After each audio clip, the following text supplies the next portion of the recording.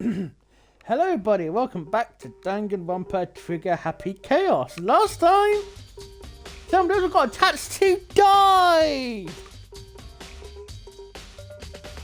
And now we're investigating her murder, and it could be by notorious serial killer Genocide Jack, so... Hina here was the last person of the clue. Oh Hina, how's Toko doing? There's before, she won't come out. She just keeps muttering something about Genocide Jack. So I just left her there. You left her? My head was all swimmy and I was getting pretty hungry. Yeah. Oh, don't worry. I'm going to head back as soon as I'm done eating. Toko's not exactly pleasant, but I'm still worried about her. Speaking of which, what are you eating? A donut, of course. Of course. There's two things. There's two things I'm sure God created: outer space and donuts. Really? I bet you here would have liked to eat more donuts. Maybe that's one of her big regrets. That's her one big regret. I should try to spend more time with her. Me too. Kind of think of it. Who did she spend time with? Well, she was a bit of a strange one. She didn't really hang out with the other girls much. It was like she's trying to keep a distance from us. Actually, Sakura says something similar. She said that even though you and her tried to hear to exercise with you, she would always refuse. Yeah, totally. Yep, it's true. Just like either that, she just like to stay away from all the girls. Was she just shy? I don't know. She talked to the boys all the time. Oh, come on. Isn't it kind of weird to sigh around your own sex but technically find the opposite sex? Oh, God. Oh, wait, maybe. Maybe she was used to guys spoiling her. The law says you can't judge a book by its cover, right?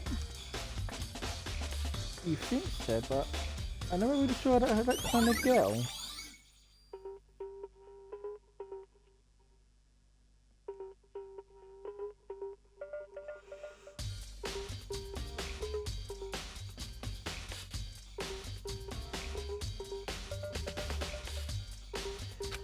I'm getting vibes from Chihiro now. Oh no!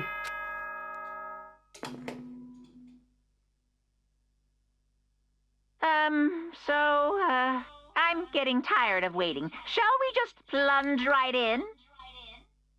I guess we are going to try to It's the moment you've all been waiting for. The class trial. You remember where to meet, right? Please go through the red door on the first floor of the school. I knew that, Monokuma, you scary ass prick. See you soon. Begin the class trial for... It's right to begin. The red door is right... The red door is right through here.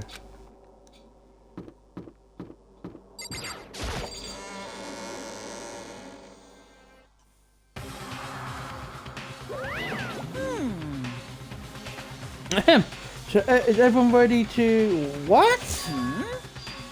Are you blind or are we missing someone? Yo. Yeah, Toko's not here. And Toko is... You really don't remember? Come on. Kidding. I could have forget that little nut job. She's a crucial part of the class. What are you gonna do? Okie dokie. I'll go drag her here. Kicking and screaming. Just one moment, please. Just like that. Just like you said a few minutes later. He reappeared dragging Toko behind him.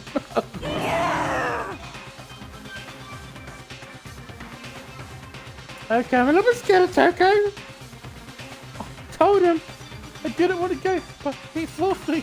I can't believe you drag around that girl. Terrible! You're terrible! Phew. You. So everyone's right here. Right? Okay, then let's hustle down on to the other end. Let's get the show on the road. I'll see you guys down there. Let's go. There, let's begin.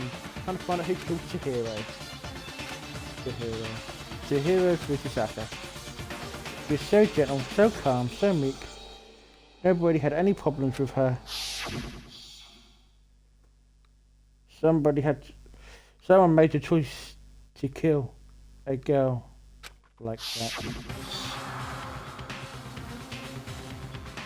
And the murderer is one of us. Someone standing right here.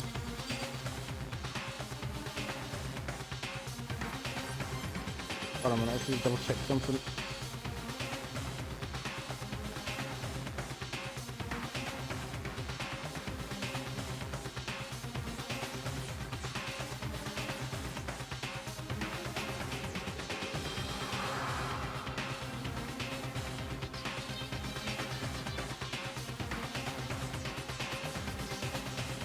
Okay, what's... Hey, come on. Fucking Toko, man. What's got all her so wrapped up? It's true. Oh shit, yes. I guess more reply. Sorry. Thank you, real quick. I'll take your legs. Each step further, I can feel my heart starting to beat faster and faster. I'm sorry I certainly skipped. I don't want to actually click on that. As soon as everyone was on, the elevator again should descend. I'm so sorry. I didn't mean to skip the conversations with everyone. I couldn't handle my emotions. I couldn't stop speculating.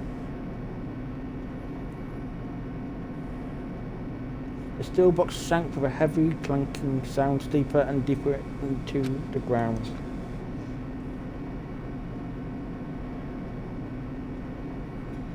And as soon as we went deeper, an unease in my heart grew bigger and bigger. The elevator was unaffected, however, it continued to descend without hesitation. Then finally, it came to a sudden stop.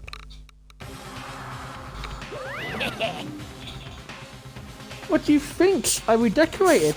Isn't it so fresh? Isn't it so exciting? No, you're a deranged lunatic. Don't want to ask some stupid questions. Let's get this over with. Very nice. Good, you whipped through in the go. I gotta say, I don't hate it, not at all. Well, Okay then, let's get this down the road. thrills, chills, kills. Everyone, please find your assigned seats. Okay, please don't hurt us. And so the curtains opened once again. A deadly judgment, a deadly deception, a deadly betrayal, a deadly riddle, a deadly defense, a deadly face. A deadly class trial!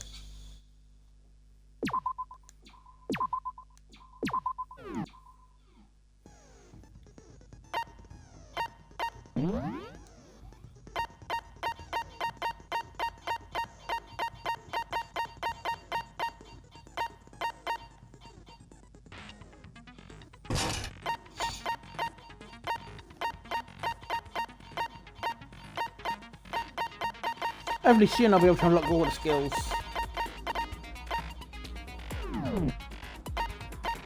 Okay, open the ebook. I've got to re-go through every truth bullet. Okay. Important notes. File. Victim was Chihiro Fujisawa. Found dead at around the time 2 AM. The body was discovered in the girls' locker room on the second floor. The cause of death was a blow to the head with a blunt object. She was killed instantly. Now, Sakura's account. Although Chihiro wanted to get stronger, she declined several invitations from Sakura and Ari. She may have used the locker room to avoid them. Despite this, Chihiro stated that she desired to help with her efforts. She may have been meeting someone in the locker room that night when she was murdered. Locker room dumbbell. This is the murder weapon. And this is Mondo. Chihiro was told everyone willing to listen that she wanted to get stronger. Some assumed it was due to her inferior confidence. She admired strength more than anything else. card reader. You need a male's book to get to the voice locker and a female student to get to the. It's not possible to enter two people at the same time. Additionally, lending someone your ebook is a violation against school regulations. Each ebook of the student has died and placed in the hall mailbox. One of the ebooks was found in the main hall had been broken, which is a rare occurrence. Junko and Circus were both assumed to still work, so it's assumed that Leon's is broken. However, one crew claims that it's very unlikely that Leon's ebook could have been broken. Suspected genocide deck victims included Ken Hura, Shizuo Honda, Shishigaka, and countless other victims. They were killed in the same way mounted in a nearby wall with the words bloodlust written round on the crime scene. Performing the killer is very likely that the student is suffering from a split personality, which is why I have my suspect of who I think it is. The hero seemed to constantly keep a distance from other girls, even at the very beginning. Meanwhile, it was noticeable that she got a marketing role with a male classmates. I wonder why. The carpet in the boys' locker room was found with a blackish stain on it. Blood was found on the poster of the girls' locker room, featured a big breasted supermodel woman among the boys. However, the boys' locker room was a popular boy band which was popular with teenage girls. Chihiro's handbook was not found on her course and had apparently gone missing. Chihiro's body suspended and her hands had with some kind of rope. The fatal injury to her was a blow to the head. So I can imagine that she's responsible for a coffee stain on the girls' locker room floor. However, the stain has been inconceivably scrubbed away. Like you mentioned, he used a lamp often. However, the extension cord had gone and is missing at the point. The lamp cord couldn't quite reach the outlet. And the final one. On the night of the murder, right before nighttime, she was spotted leaving the warehouse. She seemed to be stuffing some blue exercise clothes into a duffel bag. Presumably, these were the ones. Presumably, she was on her way to exercise, but her clothes were not found at the crime scene. Celeste had not told anyone other than Makoto about this. And we're Makoto. So yeah, that's everything we got note-wise. Let's get to the trial then, shall we?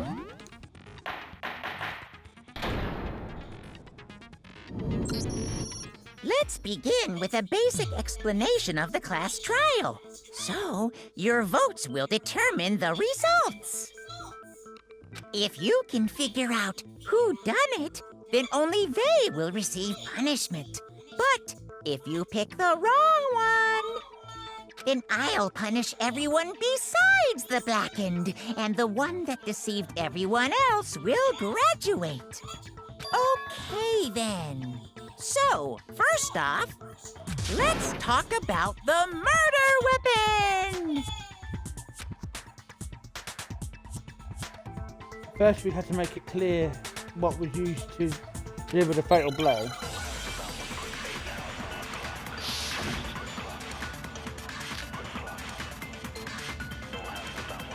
Chihiro's fatal injury. It appears it was a head wound. According to the Monokuma file, the killer used a blunt instrument. But what kind of blunt instrument could it have been? What's it?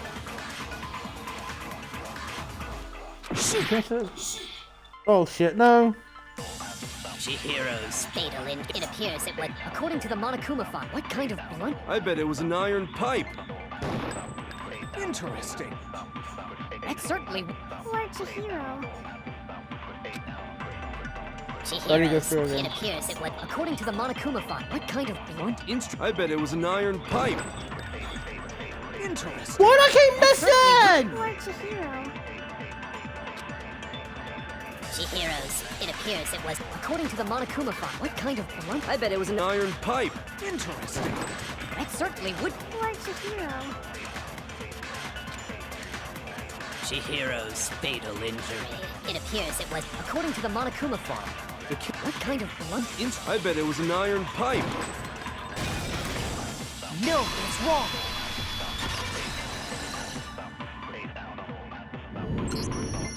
Can we agree that the object that dealt the fatal blow was the dumbbell, found at the scene of the crime? It was covered in blood, and there was nothing else at the scene that could have caused that kind of injury.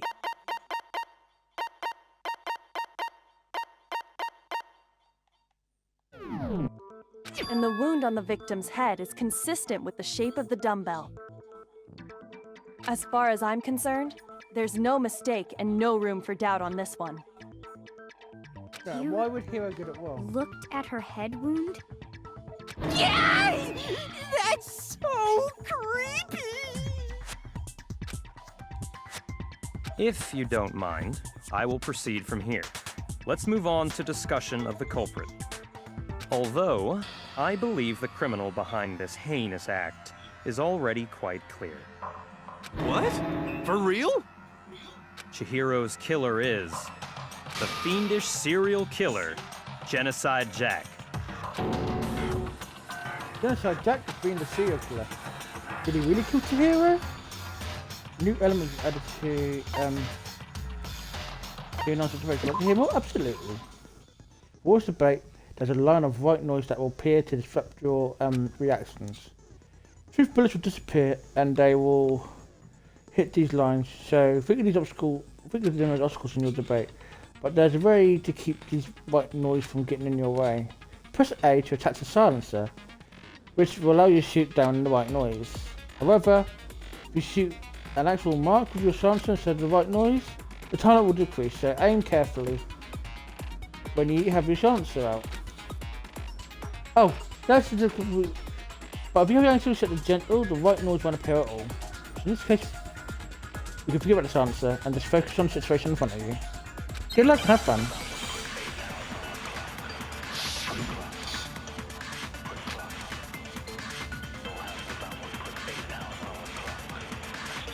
The culprit is Genocide Jack. I'm sure of it. Case closed, as far as I'm concerned. But that's impossible! Why? What makes it impossible? Well, I mean, come on! There's just no proof for it. No, that's wrong.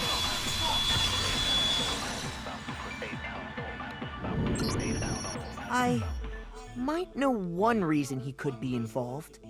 What? I don't know what I'm about to say, my fingers. I found this file while I was looking around the archive in the library.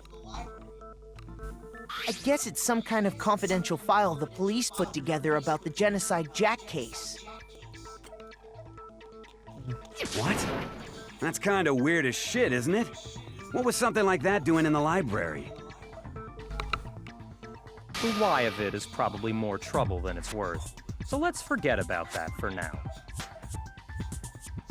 More importantly, it outlines all the specifics of every Genocide Jack case in exceeding detail.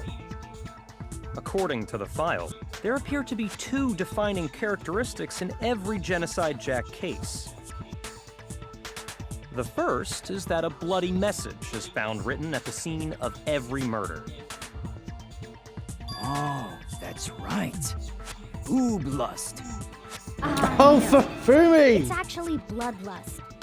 But more important is the other characteristic, and it's something that has never been made public. We must. Never made public? What the hell is it? Why don't you tell them, Makoto? The other if we genocide that case, which the world at large doesn't know, if I'm not mistaken, it's how the victim was positioned. Apparently, in every Genocide Jack case, the killer suspends the body in a certain way. Other than the killer, the only people who know about this are the higher-ups in the police department. However, Chihiro was most definitely suspended in the same way. So, how did the culprit know about this when only high-level police officials were aware of it? There's only one logical answer I can think of. It's because the culprit in this case is the real Genocide Jack, No fucking way! You're saying Genocide Jack is one of us? Yes. In fact, it's Toko. What? Genocide Jack's true identity is Toko Fukawa. You lie! What?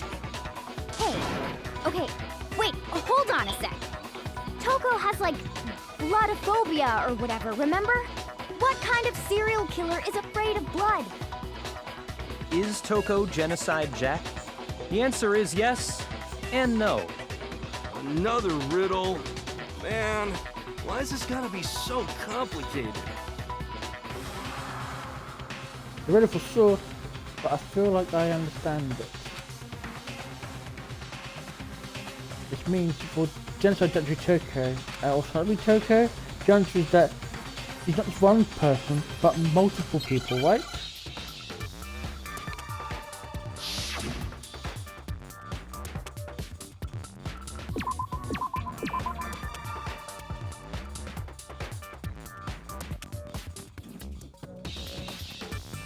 I can't spell!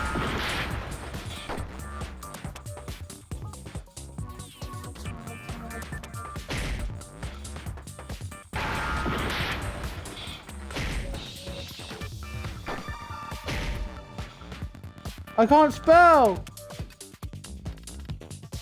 So my dyslexia's learned.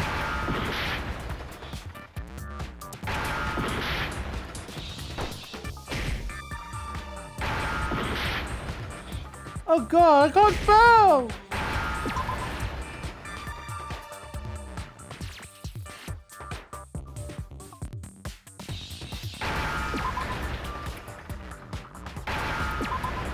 That's fucking rude! Now I understand. That's fucking rude!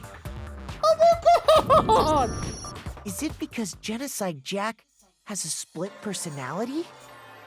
Yeah, but it's a fucking horrible one! Wait, what's that now? Fucking hell, game! There's no tact! I think I read that somewhere in the file, too. They thought that the suspect might have, what did they call it? Dissociative identity disorder. Yeah, game, but it doesn't fucking schizo. Schizophrenia and not dissociative personality disorder are two separate fucking things! Oh, okay. But still, to go and say that about Miss Fukawa is... Perfectly acceptable. Toko's strange behavior after seeing the body is proof enough that she has a split I'm personality. sorry, I just put a trigger warning. I didn't think the game's gonna be that so nonchalant about mental health problems. I'm so sorry. That one thing says that she could have her behavior changed. You're talking about how she started acting totally different than usual, right? That's right. Think back. She fainted when she saw Chihiro's corpse, and then, when she woke up... I'm fine, I'm fine. Who's it? Is that dead, buddy? Hey, are you dead?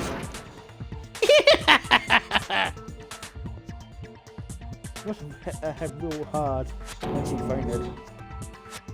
The road is front and back, a top lining and at the bottom of the sea, a sea of truth and a web of lies. This is quite concerning. I mean, she sounds completely different. She was acting funny, that's for sure. That melancholy tone of hers completely disappeared. Don't go assigning adjectives to my tone without permission. Not to mention, once she regained consciousness and saw Chihiro's body again, she was utterly calm. In other words, within her is one personality that can't handle blood, and one that obviously can. So when Toko trapped herself in her room, it's because she was scared of Genocide Jack?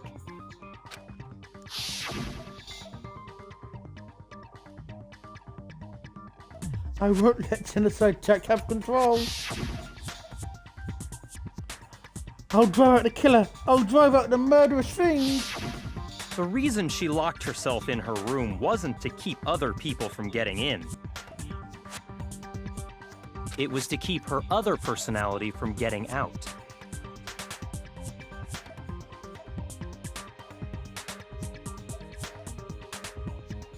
What? Toko was afraid. Afraid of the murderous fiend inside of her. Of killing even more people. How? Yeah. How can you know all this? Yeah. I do believe you misunderstood her. What she's trying to say isn't, how can you know all this? No. What she wants to know is, how could you tell them? Huh? Last night, just before Monokuma gave his motive speech, Toko and I had a strange conversation. She told me a most interesting story. Oh, She Christ! said a murderous fiend lived within her, and she was afraid it could appear and attack at any time. And that trepidation is what's caused her to have such a bleak attitude. Isn't that right, Toko?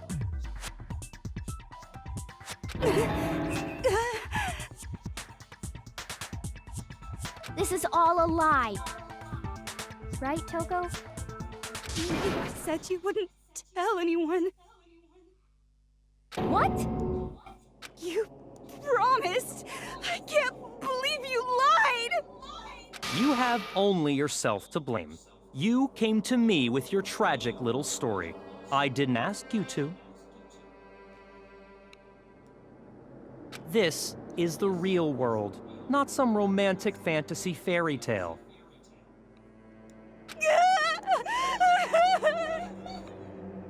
Besides, you broke your promise first. You said that as long as you were here, no matter what, you wouldn't let Genocide Jack kill anyone. But in spite of that promise,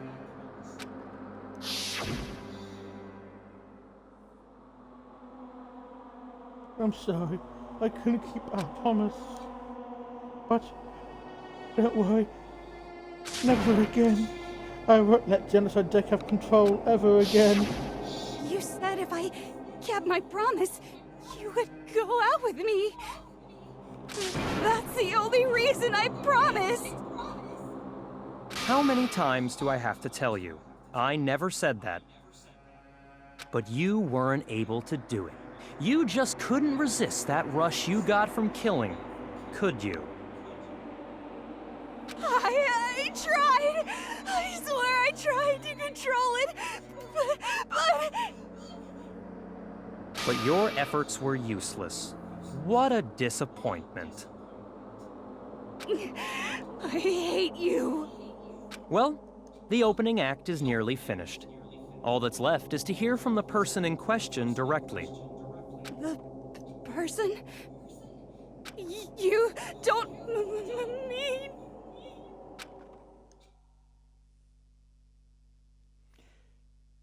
Toko's body suddenly lunged backwards.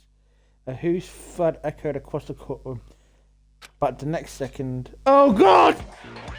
Oh no! Well, hello there! Is it me you were hoping to see? Oh, quite the lie! Yes! What the heck? So you figured it out, huh? Well, whatever. What are you gonna do? I'm the ultimate murderous fiend, Genocide Jack! Or better yet, let's go with Genocide Jill! Oh no! What the fuck is this? Toko, what happened to you? Not Toko, that's a loser name, and what happened is a textbook split personality. So what if one of them happens to be a serial killer? You should turn a blind eye to one's faults.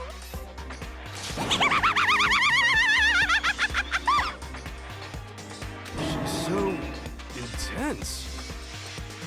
Like they say, sound in murderous mind, sound in murderous body. This one is so different from the one we've come to know. Yes, well, the world is composed of a front and a back, you know. Just like how every inning has a top and a bottom, or how in the depths of every truth lives a little lie. Behind every dark and gloomy soul lives another that shines as bright as the sun!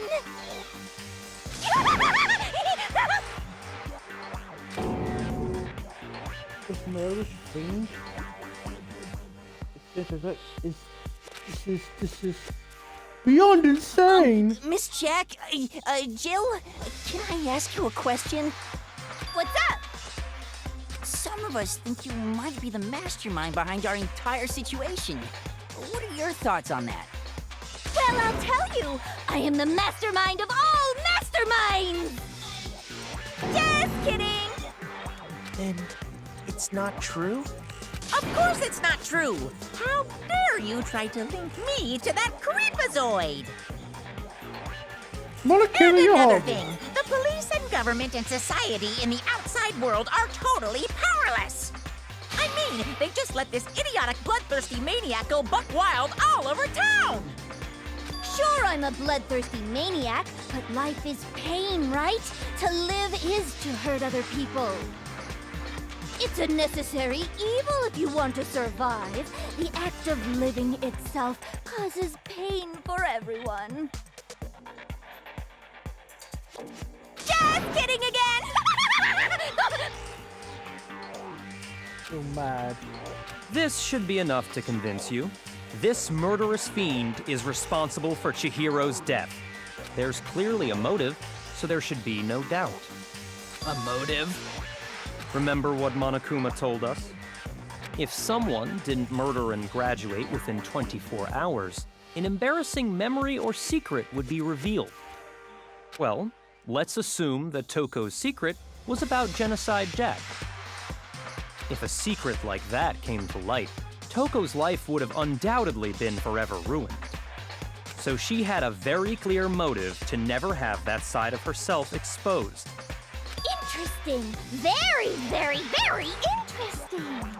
But sorry, as much as I hate to admit it, I'm not the culprit. The heck? But I cannot imagine anyone other than you could murder someone in such a bizarre fashion. What the heck? Maybe so, but nevertheless, it's the truth. Do you really expect any of us to believe you? Yeah. I could never believe a word you say, you monster.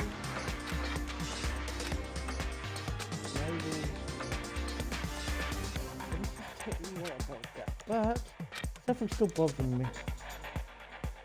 What she said, I need to get into some more details about all of this.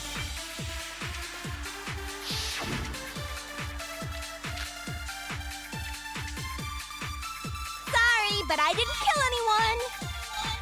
You say that, but do you really expect any of us to believe it? Perhaps if you had an alibi, that would change things. Oh, an alibi, huh? Now we're talking. When you compare your past murders to this incident, the modus operandi matches completely. What more proof do we need?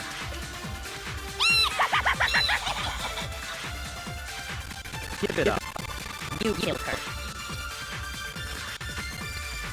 Sorry, but I didn't. You say that, but do you... Perhaps if you had an... Oh, an alibi, huh? When you compare your past murders to this, the modus operandi matches completely. No, that's wrong.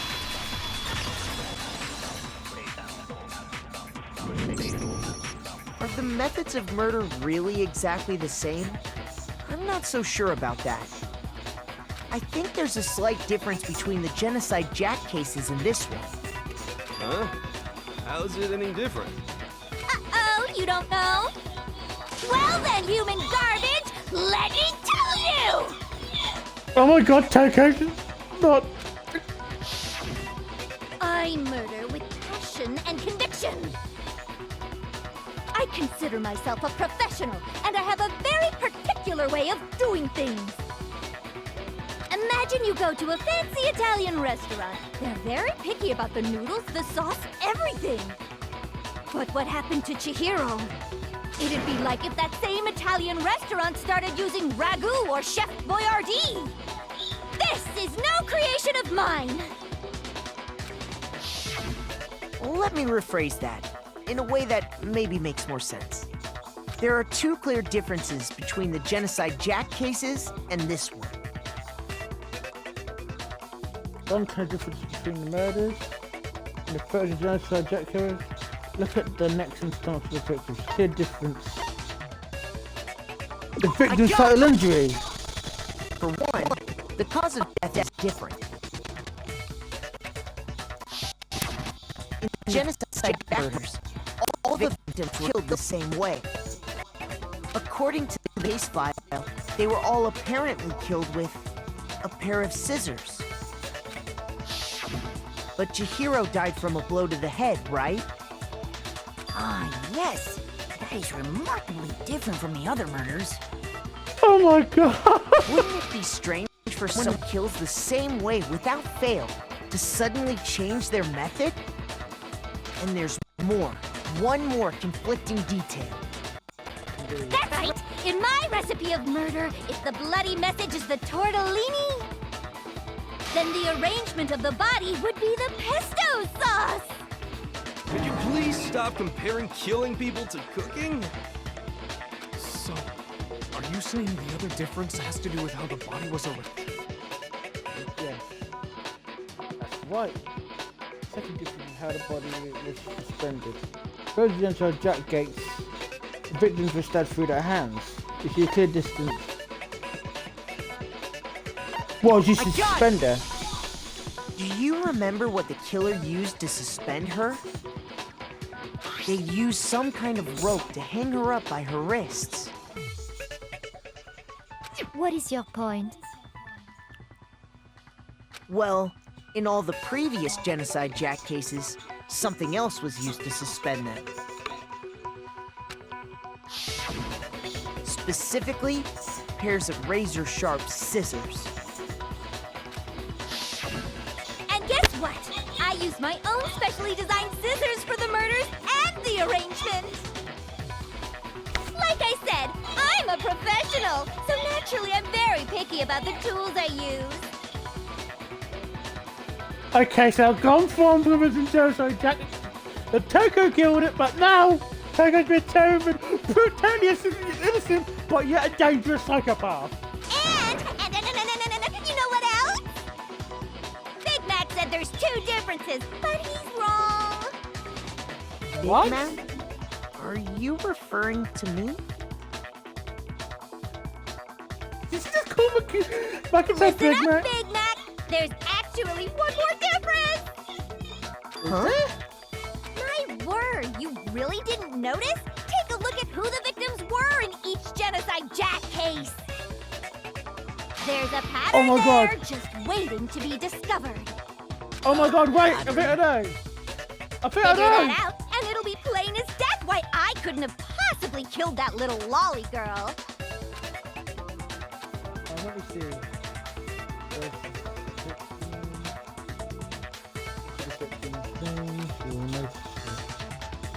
Couldn't possibly kill Chihiro.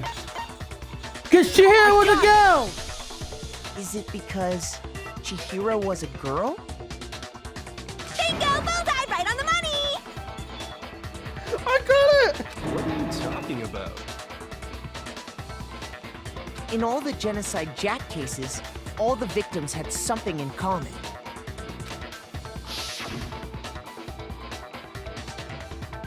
Kenhara, 23. Kenshiro Honda, 17. Katsugatsu, 23. Kazumi Ishii, 14. Takashi Yoshida, 30. Tomazaki Taro. Ryohei Gondo. Ichida Namahida. Takashi Yoshimi. Uchada Yojima. There's no entrance. They were all guys? To be fair, I'm not very accustomed with Japanese names, so I didn't know if some of them were guys' names, but it was a good guess. That's right! The people I kill with such passion and conviction are all adorable little men! I can't believe I said it! I'm so embarrassed! The hell is wrong with you? I can't help it! I'm just a full-throttle boy-on-boy fangirl, and the mopey side of me just hates it. But now I'm on the fast track to becoming a full-fledged fan! So since Chihiro was a girl and not an adorable little man, you wouldn't kill her? Would an Italian chef suddenly start making ramen just because they're both noodles? Don't be stupid. I have too much passion and conviction to cross that line. That's the absolute reality of the one and only. We get it. You've clearly explained your hobby and your philosophy. But that's not all there is to it. It's a different matter entirely, when you're forced to kill in order to survive. Oh, back here! Quiet, lowly cur! Lowly? Cur?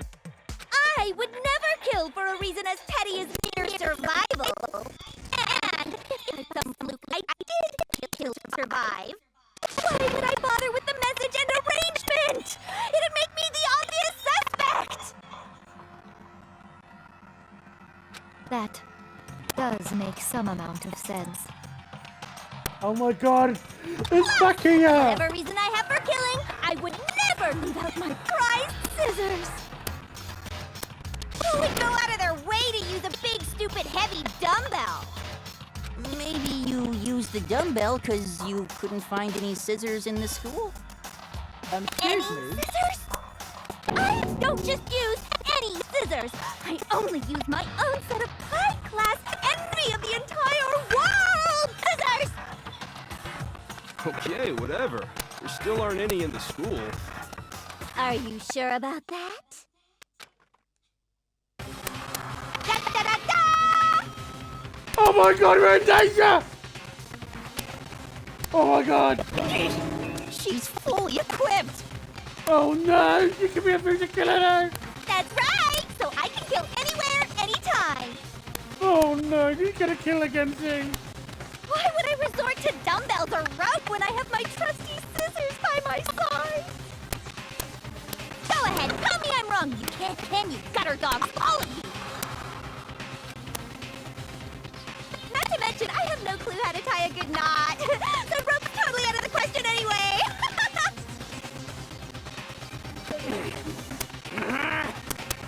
I have no idea what's going on anymore! Could such a heinous villain really be innocent? But Yes, they can. the body really was suspended, right? And nobody but the police knew about that. Yeah. That's why we figured it had to be the real deal, and not some copycat killer or whatever. Actually, hold on, there is one person. One person who could have copied the Genocide Jack cases.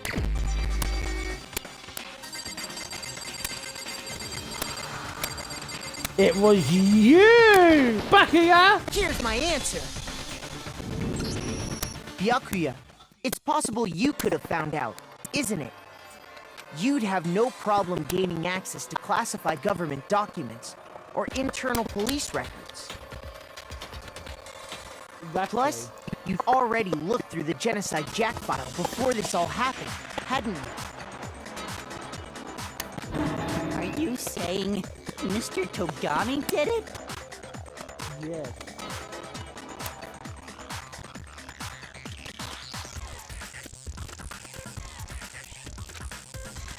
Then, the reason he pushed the theory of Genocide Jack being the killer so hard was because he wanted to pin the crime on her.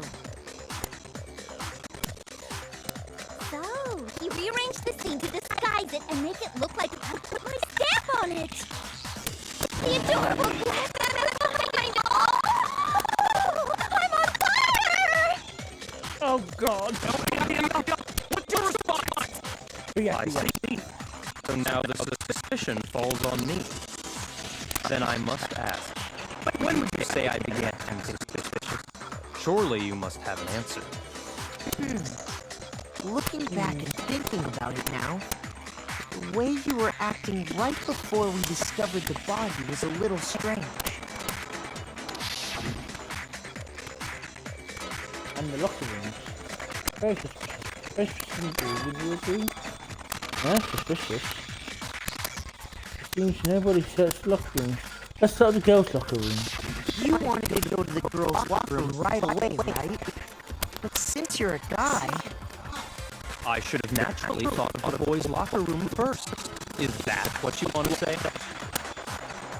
The victim was Chihiro, a girl. Hence why I said you should check the girls' locker room. Nothing strange about that, I'd say. On the contrary, there's something very strange. Okay, then. What's so strange about that? Go ahead. Share with the rest of the class. I need to find the clear consistent in what Byakuya says. You need to make it clear to everyone. Maybe I should add it to the most great. Like, here, but absolutely. Next, we can add something called Truth Flashback. If you aim the experts and hold down Y, then you'll memorize that weak point. Memorize the phrase, can only be shot once for a single truth bullet. If you shoot or change the truth bullet, it will disappear from your truth cylinder. However, you can use flashback to reach it many more times as you want. You don't seem to have a truth answer in your loaded bullet, you might as well memorize a weak bullet to make your case. When it's time for the flashback, well, you just have to use your keywords, won't you? In this case, I'll just say you don't have to use flashback, so there won't be any repeating anything. Oh, good luck and have fun.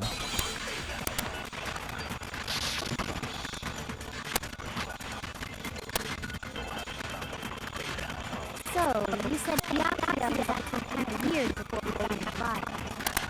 He was acting weird. How? If you're presented with the opportunity to check out the girls' locker room, You absolutely take it! That's a natural reaction for any guy! The victim was Chihiro, who was a girl. So, of course, I would suggest you check the girls' locker room first. There was no time for pointless distractions. What's so strange about that? I wish you'd taken me with you. Oh god.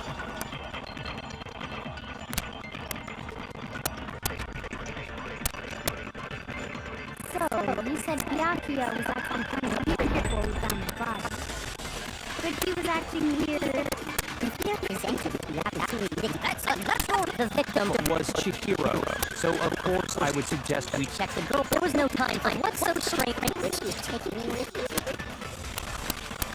Oh god. So, you said Byakuya was acting kind of weird before we found the body. Okay. Oh no, fucking. So, you said Byakuya, but he was acting weird. You're presented with the opportunity. That's a natural reaction. The victim was Chihiro, who was a girl. So, of course, I would suggest we check the girls' locker room first. There was no time for point one. What's so strange? Which is taking me with you. So, you said Byakuya, but he was acting weird. You're presented with the opportunity. That's a natural reaction for. The victim was Chihiro, who was a girl. So, of course, I would suggest we check. There was no time shit! for. What's so strange? You wish you'd taken me with you. Why am I sucking? So, you said Byakuya, but he was acting weird. You're presented with the opportunity. That's a natural reaction for any. The victim was Chihiro, who was a girl. Oh! So, you said Byakuya was acting kind of weird before we found the body. But he was acting weird. How? If you're presented with the opportunity to check out the girls' locker room, You absolutely take it! That's a natural reaction for any guy! The victim was Chihiro. No, that's wrong.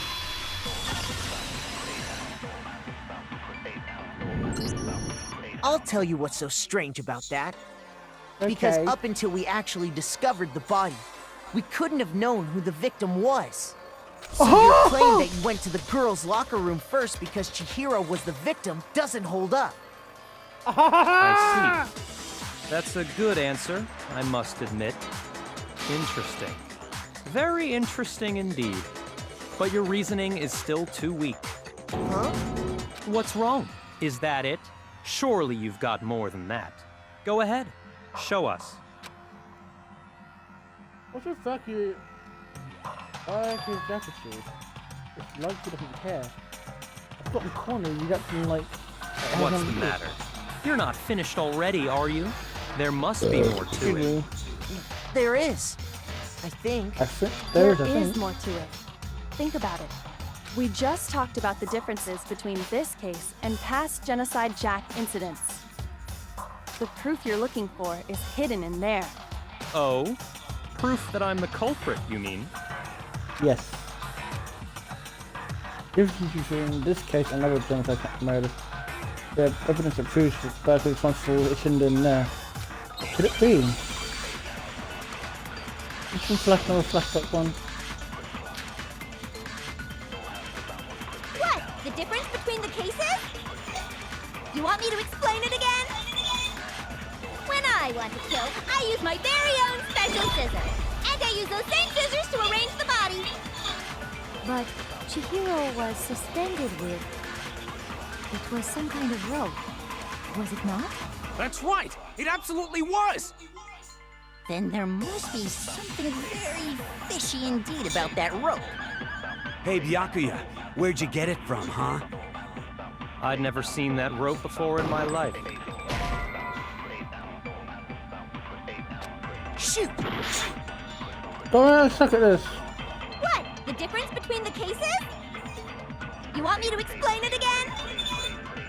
When I want to kill, I use my very own special scissors. And I use those same scissors to arrange the body.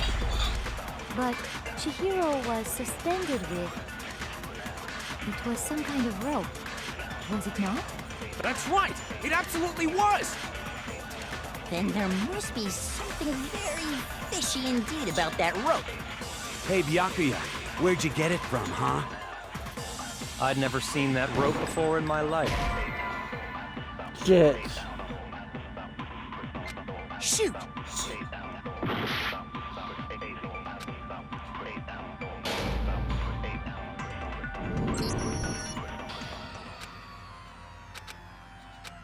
Sorry, I need to... Oh!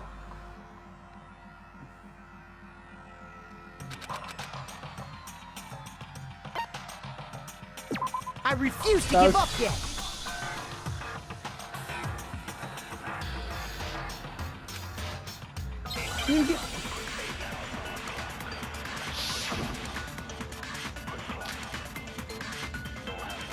What? The difference? You want me to explain when I want to kill, and I use those same... But Chihiro, it was some kind of... That's right!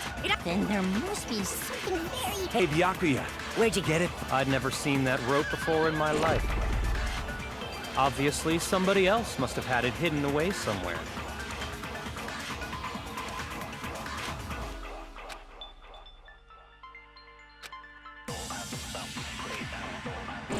What? The difference between the cases? You want me to explain when I want to kill, and I use those same scissors to... But Chihiro, it was some kind of... That's right! It absolutely... Then there must be something very... Hey, Byakuya, where'd you get it from, huh? I'd never seen that rope before in my life. What? Shoot! What? The difference between the cases? You want me to explain it again? When I want to kill, and I use those same scissors... But Chihiro, it was some kind of... That's right! Then there must be something... Hey, Byakuya. I'd never seen that rope before in my life. No, that's wrong!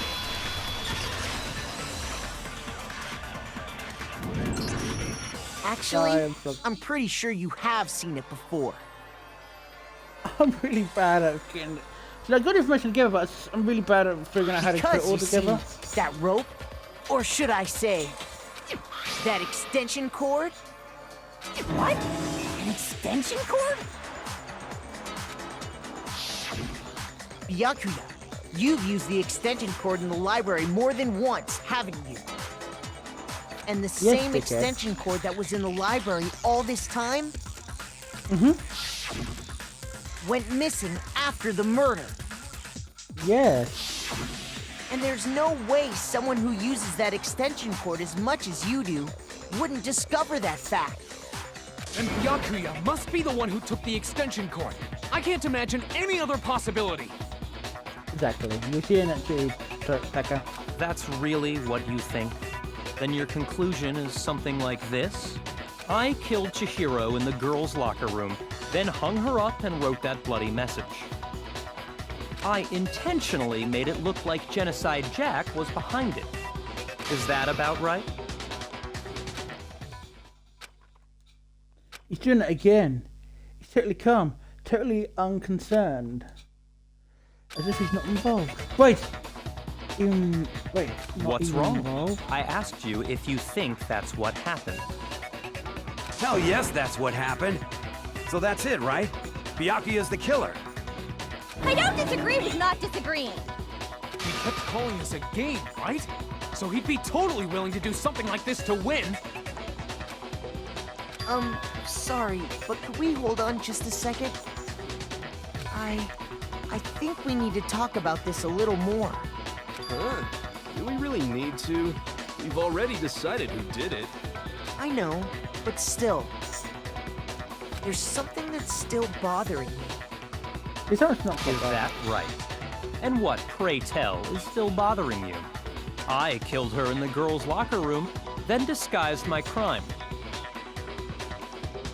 Specifically, I dressed it up to make it look like it was the work of a homicidal psychopath. What about all that bothers you? Wait! What was that just now? Something's not right. So his body was definitely found in the girl's look. Does that mean I really said that Barker said the truth? No, there's something more. Seeing a crime! You say you killed Chihiro in the girls' locker room, right? But are you sure about that? Isn't it possible that the murder took place somewhere else? Yes. How disappointing. What kind of question is that? Even in the world of disappointments, this is a true letdown.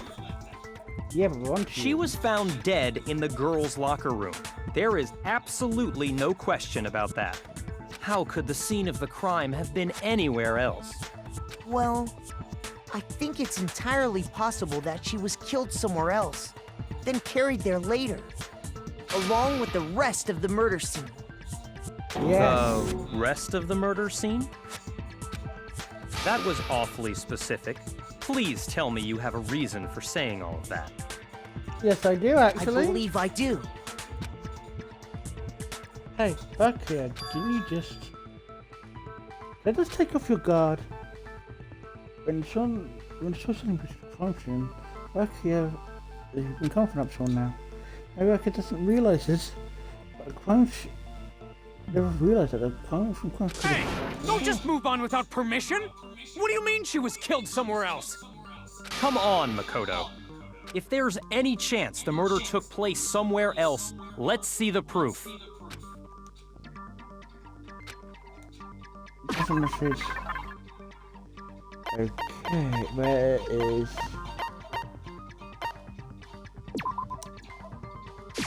I got it!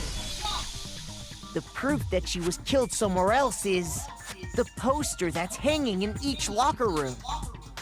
Yes! Proof is some posters?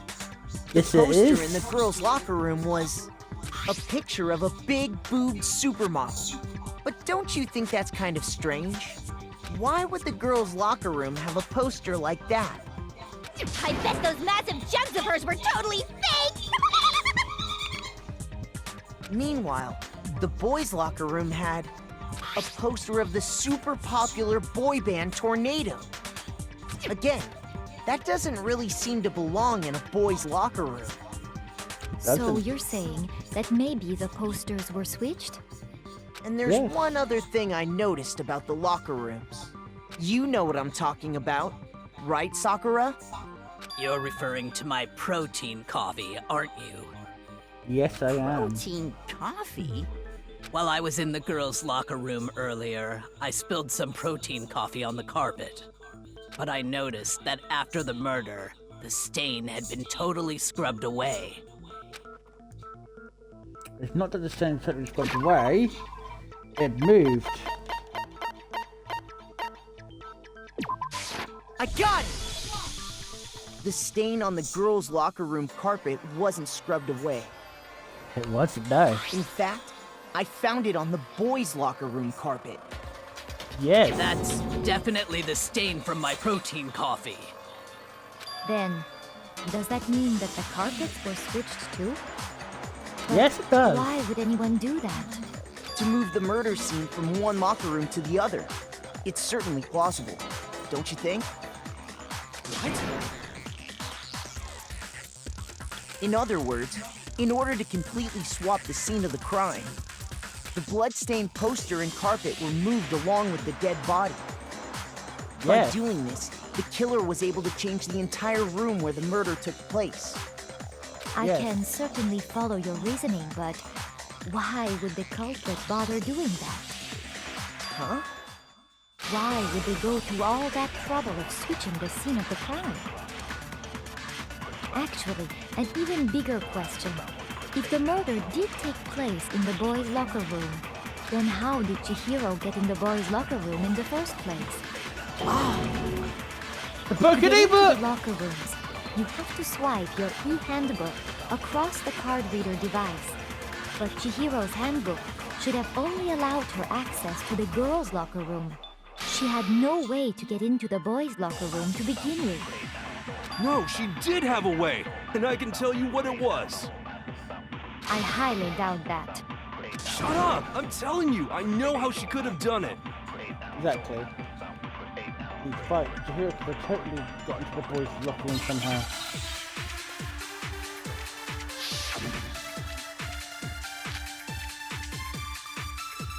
Is it really possible? Could Chihiro really have gotten into the boys' locker room somehow? Ah! I've got it! She must have hacked her e-handbook. She was the ultimate programmer, after all. I'm sure that would have been no problem. No, I don't. She used the thing. Huh? I'm talking about Leon's handbook, of course. If she had that, she could get into the boys' locker room no problem. Is it really? Could Chihiro really have... She must have hacked her e-handbook. She was the ultimate programmer. I'm sure that would have been... No, I don't. She used the thing. Huh? I'm talking about Leon. If she had that, she could get into the boys' locker room no... Is it really possible? Could Chihiro really have... I've got it! She must have hacked her e-handbook. Shoot! I got into the Leon's handbook. She must have hacked her. She was the ultimate. I'm sure there would have been... No, I don't think she used the thing. That was it. Huh? What? I'm talking about Leon's handbook, of course. If she had that, she could get into the boys' locker room no problem. Is it really? Could Chihiro really have... I've got it! She must have hacked her e-handbook. She was the ultimate programmer. I'm sure that would have been... No, I don't... she used the thing that was it. Huh? What? I'm talking about Leon's handbook, of course. If she had that, she could get into the boys' locker room no problem. Is it really possible? Could Chihiro really have... She must have hacked her e-handbook. She was the ultimate. I'm sure that would have been... No, I don't... She used the thing that... Huh? What? I'm talking about Leon's handbook, of course. If she had that, she could get into the boys' locker room no... Is it really possible? Could Chihiro really have... I've got it! She must have... e-handbook. Shoot! Is it really? Could Oh, I got Leon's handbook, don't She I? must have hacked her. She was the ultimate. I'm sure that would have been... No, I don't... She used the thing that... Huh? What? I'm talking about Leon's handbook, of course. No, that's wrong! Shit! Sorry, I got so confused. No, I don't think Chihiro used Leon's handbook. Why not? Because Leon's handbook was broken. Oh. Well, then, yeah, I guess that'd be pretty impossible, huh? Sorry, I'll get myself confused. Just which bits I've got to take out. I Sorry. am struck silent by how quickly you gave up. Plus, isn't there a regulation against using someone else's handbook? Actually, the rule states that loaning your handbook is prohibited. It says nothing about borrowing one. In other words, you could borrow a dead person's handbook all you want, and you'd be safe. Yup, yup, yup! Hit the nail square on the noggin! Of course, if it were broken, that wouldn't make any sense anyway. So then, she must have hacked hers like I said. She used her ultimate programmer skills and...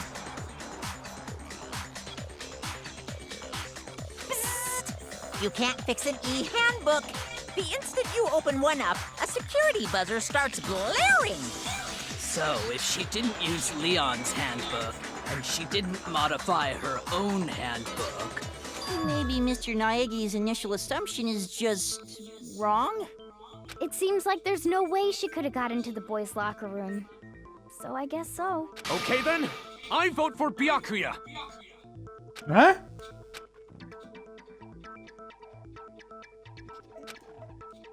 Chihira's killed and and Byakuya's the running leader? I still don't know. Hold on a second. Okay. I agree with you, though. Day. I think you're on the right track. What the? You finally decide to open your mouth and that's what you've got to say? There's no way she could get in the boys' locker room, right? So... Why are you so sure she couldn't get in? There's still one other way she could have gained access. What? What are you talking about? What other way is there? Well, to explain that, why don't we take a little break from the trial? I'd like you all to come see something. Wait. Just what do you think you're doing? Can she Don't do that? worry. This'll make the whole trial more exciting. I'm sure that thought must please you. Huh? It'll make things more exciting? She knows how to talk. Well, all right then. I declare an official class trial recess. What the god? For real? Now then, what is it you want to show us? It better not be boring or I'll be very unhappy. Oh, I have no doubt it'll meet your lofty expectations. So, shall we go? Before I knew it, it's happening. The class trial has been put on hold.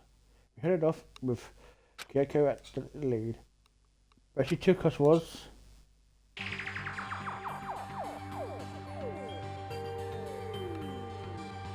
The girls' locker room? We've already searched this place top to bottom. What are you trying to pull, Missy? I'd like you to examine the victim's body one more time. Want to check it Be again? sure to examine the entire body very carefully. Take your time. Examine her carefully? Like using our hands? Okay, but I feel we don't. No, wait. It's probably best if I don't run my hands all over a girl's dead body. It's not that I'm creeped out or anything, it's just... based on religious grounds, you know? Very well. I'll do it. But you're a girl. You shouldn't have to touch a dead body. Just let one of the boys do it. You know. No, it's okay. I think Chihiro would rather have a girl examine her. So just leave this to me. Sakura. What is this? Some kind of secret girl-on-girl action? Is that what you two are about?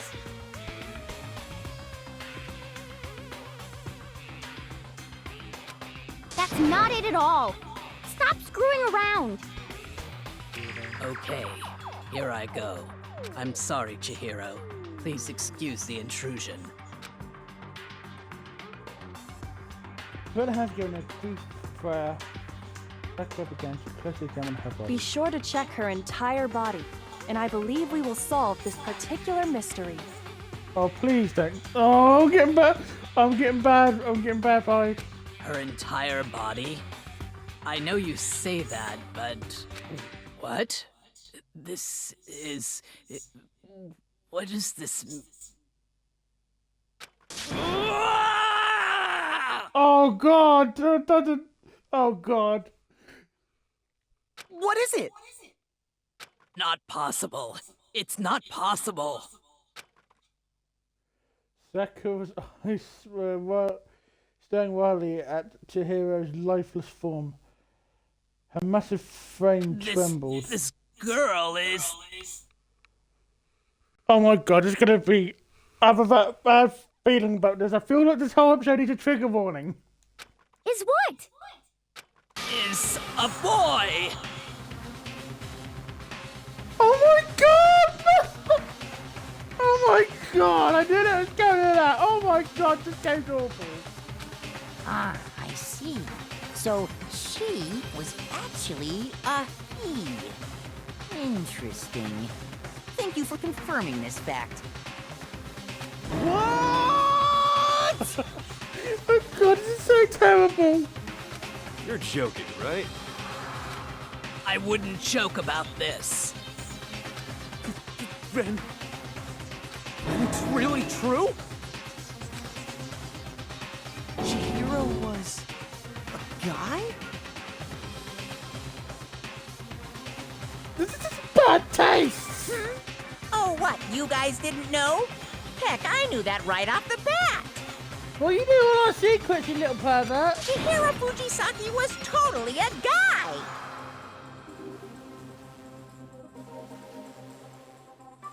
This is a bad taste episode. He was a cross-dresser? Oh, I'm really on fire! I wish I had killed him! Oh god. This So is that's awful. what Kyoko wanted to show everyone, huh? Interesting. Explains why she was more comfortable on guys than girls. Yes, that certainly does make things much more exciting. Now let's ride this wave of excitement back to the courtroom and get back to the trial.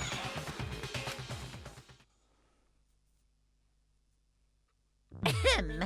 I do apologize for keeping you waiting. Now then, let's resume the class trial. We've all just learned of the shocking revelation that Chihiro was actually a boy. Let's pick up from there. Yes, well, I don't know his reason for hiding it, but the fact is, Chihiro was not a girl, but a boy. It's because he's trans. He was actually a guy, even though it hadn't. I thought I knew across my mind. Me. And because the victim was male, he would have had no problem gaining access to the boys' locker room. That's why he wouldn't go exercise with Sakura and Nina. Assuming his handbook did, in fact, list his gender as male, then yes, that would be true. Of course his handbook said he was a boy. He dressed like a girl, but he was a boy through and through. So then, there should be no issue with Makoto's initial assertion. No. The victim was killed in the boys' locker room, and was then later moved to the girls' locker room. And the killer could have easily used Sayaka or Junko's handbook to get into the girls' locker room. So Chihiro really was killed in the boys' locker room? I still don't understand the motive for moving the body, but yes, that does seem plausible. Well, I must admit, I did find it rather odd. I knew he felt a little off. There was a certain incongruity to his female body. Oh god, this is. Is this a drink for really This is the uncomfortable? most titillating situation! So now everything has been connected. All the mysteries have finally become clear. Okay, well, connected or clear or whatever. We still think you're the killer, remember? Yep. Very interesting. This has become very interesting indeed. Ah, he's off in his own little world.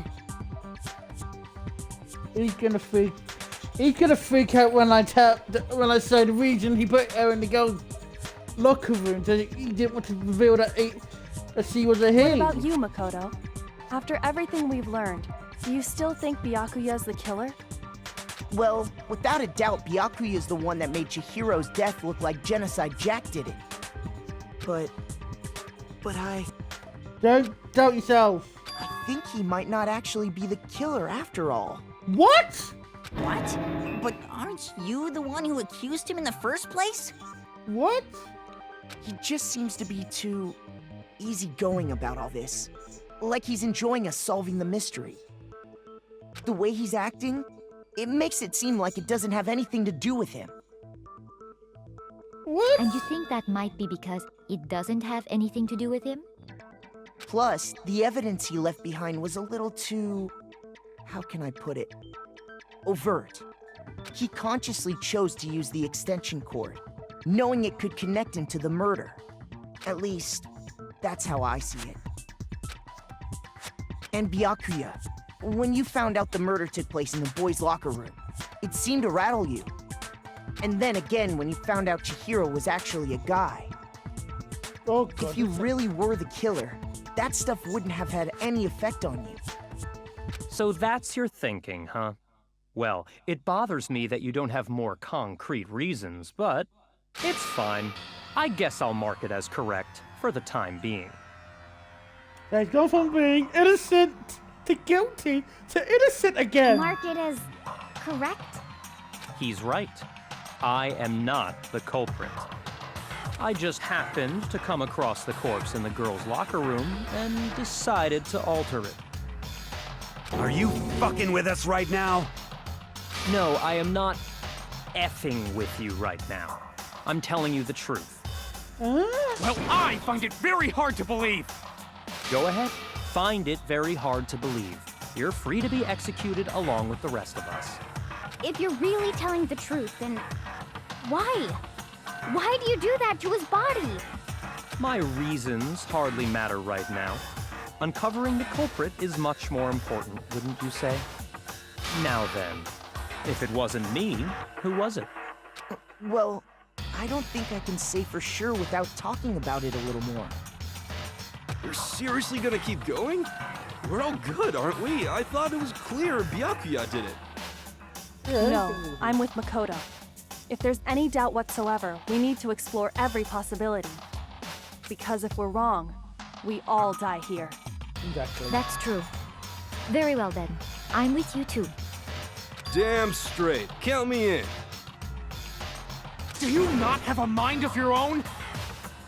Of course I do. What am I, an ant or something? Anyway, let's discuss this all as a group one more time. We still have time to make our decision. Exactly. That's very true. Our lives are all on the line. Excellent. Then shall we resume our game of hide and seek? Indeed. If you can do it, when we look at one of the murder Chihiro, there's one thing we know about the killer. Because they would gain access.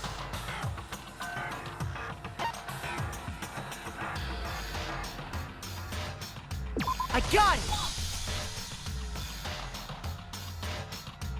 Its function was in the boys' locker room.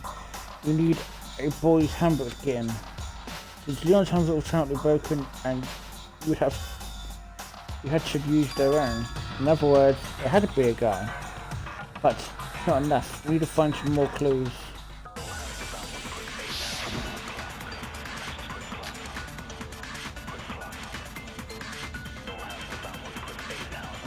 Isn't there a single clue that might lead us to who did it? Well, clues are one thing, but did nobody get a look at the killer? I'm sure if someone saw the killer, they would have said something by now. Perhaps someone saw the victim at some point. Even that might be enough for now. Yeah. All we need right now is any kind of new info. Shoot! Isn't there a single clue that might lead us to who did it? God damn it! Shoot! Yeah, let's read the whole thing first. Sorry, I'm getting jumpy with the gun. Isn't there a Single clue that, well, Clue, did nobody get a... I'm sure if someone saw the... perhaps someone saw the victim. Yeah. It's over. It's all over. You want to know who saw the victim? The killer. And only the killer. No, that's wrong! Ah, got it. I believe someone else did see the victim before he was murdered. What do you think, Celeste? Now that you mention it, yes, I did see him. Huh? Really? Oh, but I suppose only Makoto knows about this. The rest of you had no idea, did you? That is why you're all making such ugly noises. Whatever! Just hurry up and tell us! It was last night, right before nighttime. I saw Chihiro in the dormitory warehouse. I saw him stuffing a track jacket into a duffel bag. And then, I assume, he headed off to exercise. A track jacket and a duffel bag? But we didn't find anything like that at the murder scene. It seems likely that the culprit destroyed them to get rid of any evidence.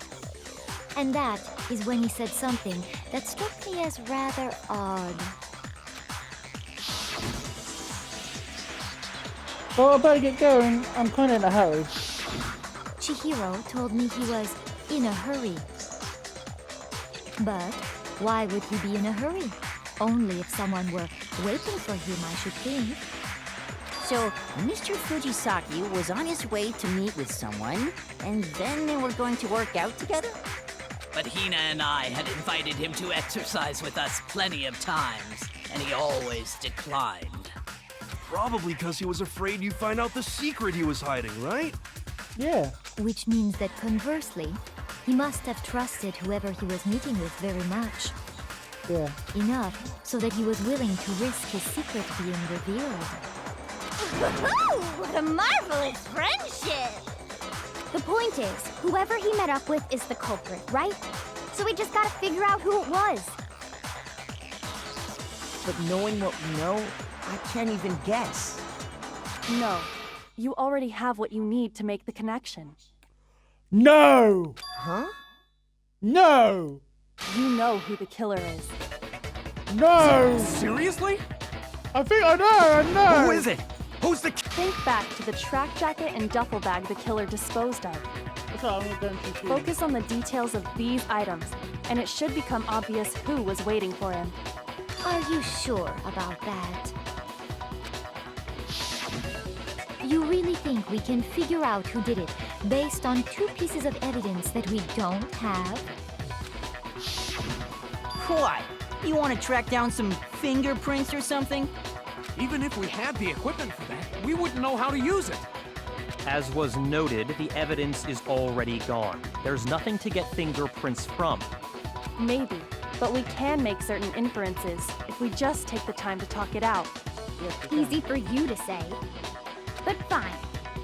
Celeste, did you notice anything special about the bag or jacket? The bag was just a normal duffel bag from the warehouse.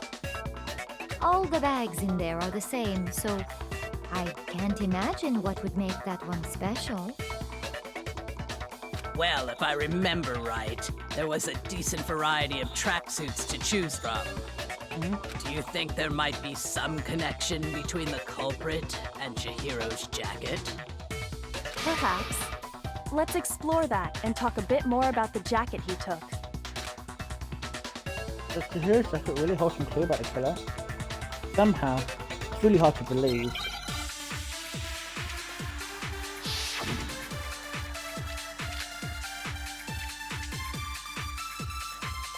First of all, we know where Chihiro was headed. He was on his way to go exercise. So next we have to ask, why did he choose the specific tracksuit that he did? What do you mean, the specific tracksuit? I got it! He picked that tracksuit because it matched the one the culprit was wearing. So, what you're saying is, the killer was wearing the same blue tracksuit as him? My tracksuit is black. I don't even have a tracksuit. 'Cause exercising sucks. I have a white tracksuit, personally. I got it from the warehouse, if you must know. Did any of that really help us get any closer to figuring out who the culprit is? No way. Not a chance. You heard him, right? What he just said without even realizing it? He's right. Right, you just said that, really is. I don't know what he knows, but it just makes sense to me. First of all, we know where Chihiro was headed. He was on his way to go exercise. So next we have to ask, Why did he choose the specific tracksuit that he did? What do you mean, the specific tracksuit? I got it! He picked that tracksuit because it matched the one the culprit was wearing. So, what you're saying is, the killer was wearing the same blue tracksuit as him? My tracksuit is black. I don't even have a tracksuit. 'Cause exercising sucks. I have a white tracksuit personally. Nope. Let's see. Which one do I have to give no idea? Shoot. Oh, come on! First of all, we know where Chihiro was headed. He was on his way to go exercise.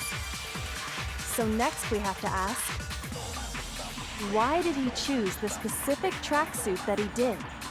What do you mean, the specific tracksuit? I got it! He picked that tracksuit because it matched the one the culprit was wearing. So, what you're saying is, the killer was wearing the same blue tracksuit as him? No, that's wrong.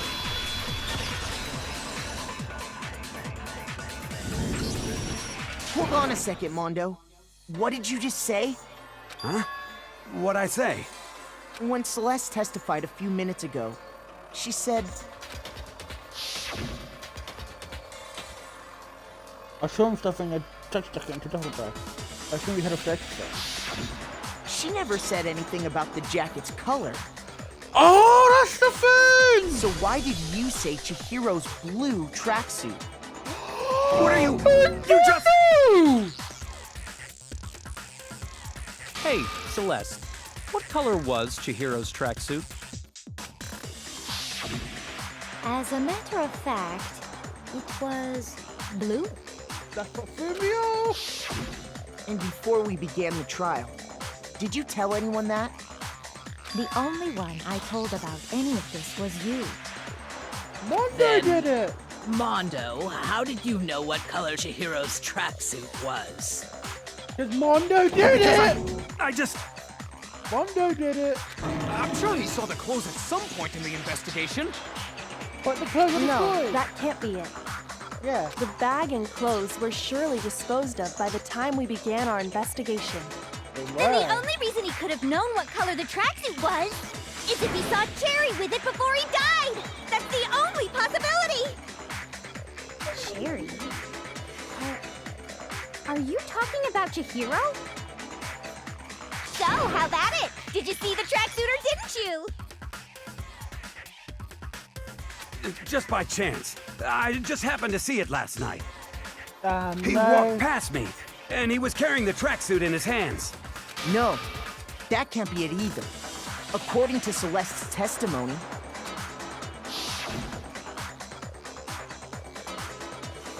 I feel like she's trying to hide it. Look at that, she was gone. when Celeste noticed it, Chihiro made a point of making sure the jacket was completely in the bag. Yes. If you just ran into him briefly, you couldn't possibly have seen what color the tracksuit was. Yeah. Yeah. It would appear you've dug your own grave. Indeed. Perhaps. But you handed him the shovel, didn't you? That's why you said what you did. Indeed. Focus on the tracksuit and it'll be obvious who he met with? What a bunch of nonsense. Ah, now I understand. It was all one big bluff, wasn't it? Your true intention was to draw a slip of the tongue from the culprit. That's why you said you knew who did it, to put them on edge. That's right. However, Mondo was my target all along. I had my suspicions about him from the very beginning. But why? What made you so suspicious? That's a good question. You want to hear that thing? There was a certain turning point that tipped me off. Maybe you didn't notice it, Mondo, but you tend to refer to men and women differently. You only call guys dude. For girls, it's chick. And after he was killed, you happened to refer to him as dude. Once I picked up on that, it occurred to me that Mondo knew something we didn't. Did you notice such a tiny detail? Are you a witch? She's a witch! You're positively frightful. No, I'm not the frightful one. Not nearly as frightful as someone capable of murdering a friend. Mondo, was it really you? Did you really kill Chihiro? I didn't kill anyone! Are you panicking? You've been all over me, judging everything I say, putting words in my mouth. What gives you the right to treat me like a goddamn criminal? Yeah! He would never do something like that! This is a false accusation! It's true. My reasoning on that is pretty shaky. That was fast. Well, this does present us with a problem. It seems we are all out of leads. Not really. My time has nearly come. That's what my little ghost friend is telling me. Oh yeah, that reminds me. Hifumi, weren't you telling me you found some evidence? Really? What kind of evidence? Actually, you know, now that I'm thinking about it here calmly, it might not be all that relevant. Anyway. Jeez, does your confidence just get up and walk away? It's fine, man. Just tell us. If you really insist, then...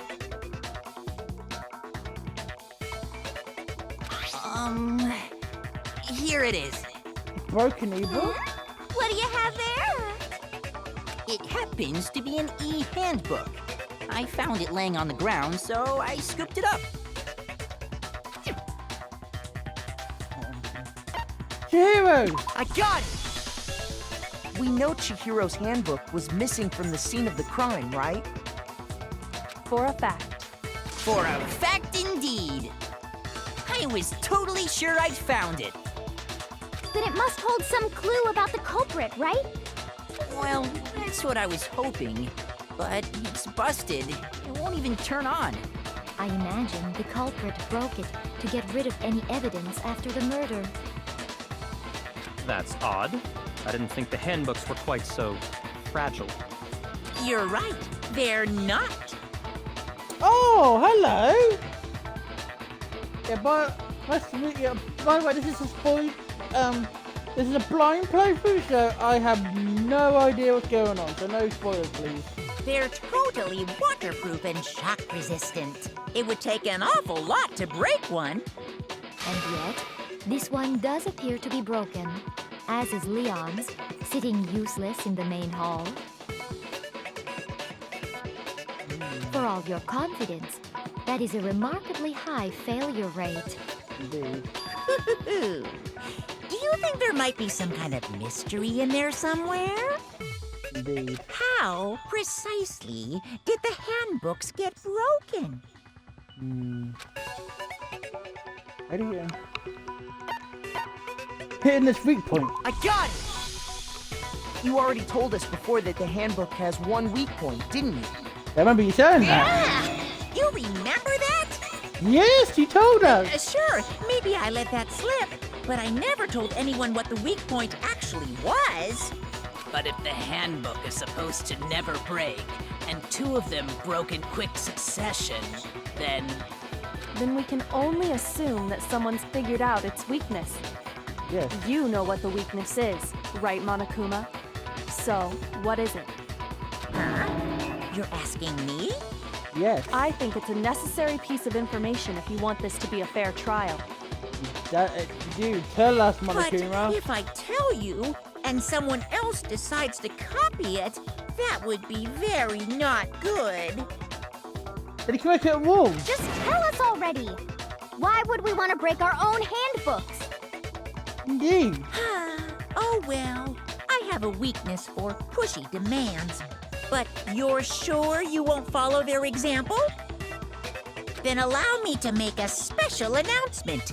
The weak point of my cutting-edge e-handbook is...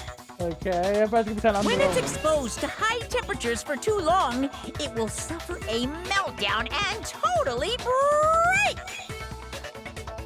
I flippin' knew it! You knew it? Yeah, because I found the handbook laying on the floor of the sauna. Oh! The temperature in the sauna can reach over 200 degrees. Strange how you don't get burnt, huh? It's because as your sweat evaporates, it creates a cooling layer of air around your skin.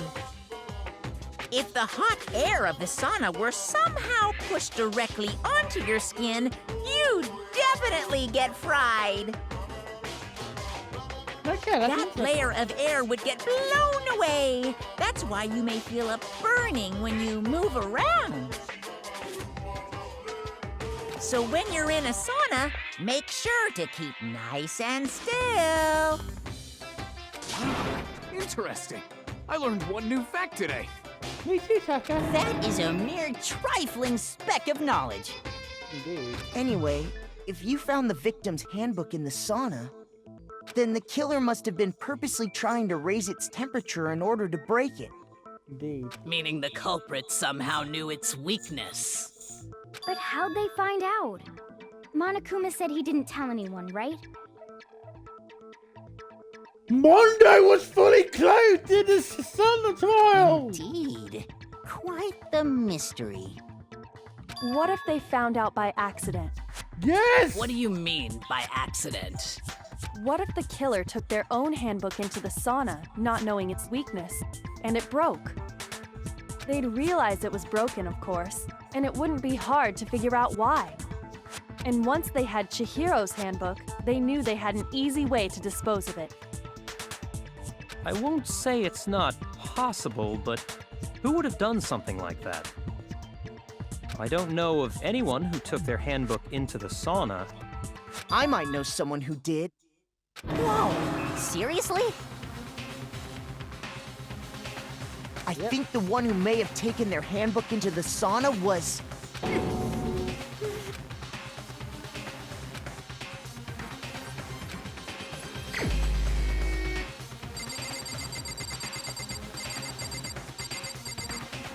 You! Here's my answer. Mondo, your handbook got broken in the sauna, didn't it? What? He forgot I judged his trial! Why do you keep accusing him? Mondo and Taka had an endurance contest in the sauna not too long ago, remember? Yes! And for the contest, Mondo just so happened to keep his school uniform on. Yes! But little did he realize, he'd also left his handbook in one of his uniform pockets. I figured it out! And when it was all over, Mondo discovered that taking your handbook into the sauna could easily destroy it.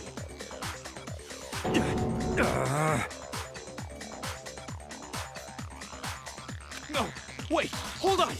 You've got it all wrong. He would never kill. I don't accept this.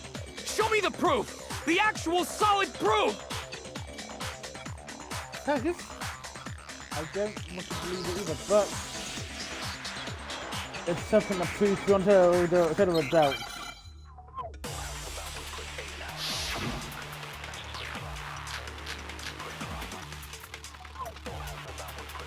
Oh god, it's one of these ones. Let's test Makoto's assertion. If what he says is correct, then Mondo, you broke your own handbook. In other words, if Mondo's handbook is actually broken, then that proves that what Makoto said is right. Well, my goddamn handbook works just fine. See? Look! Makoto was wrong after all! Mondo wouldn't hurt a fly! I think I gotta do that. Let's test if what he says is you broke your own. In other words, if not, then that proves. Well, my goddamn handbook works just fine. See? Look, Makoto was wrong. Mondo wouldn't hurt a fly! Let's test Makoto's assertion. If what he says is you broke your own hand. In other words, if then that proves that. Well, my goddamn handbook works just fine. Shoot! Damn it! I thought that's a contradiction. Let's test Makoto's assertion. If what he says is correct, then Mondo, you broke your own handbook. In other words, if Mondo's handbook is actually broken, then that proves that what Makoto said is right. Well, my goddamn handbook works just fine.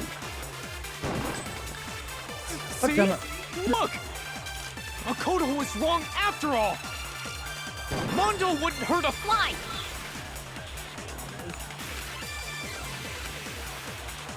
Let's test Makoto's assertion. assertion. If what he says, you broke your own. In other words, if not, then that proves. Well, my goddamn handbook works just fine. See? Look! Makoto was wrong after all! No! Why do I keep fucking up? Let's test Makoto's assertion. If what he says is you broke your own. In other words, if not, then that proves that what. Well, my goddamn handbook works just fine. Not that easy, though. Shoot! God damn it! Right? Ah, no. Let's test Makoto's assertion. If what he says is you broke your own. In other words, if Mondo's handbook is, then that proves. Well, my goddamn handbook works just fine. See? Makoto was wrong after all. Mondo wouldn't hurt a fly! God damn it! Let's test Makoto's. If what he says is you broke your own. In other words, if then that proves that what Makoto said is. Well, my goddamn handbook works just fine. No, that's wrong.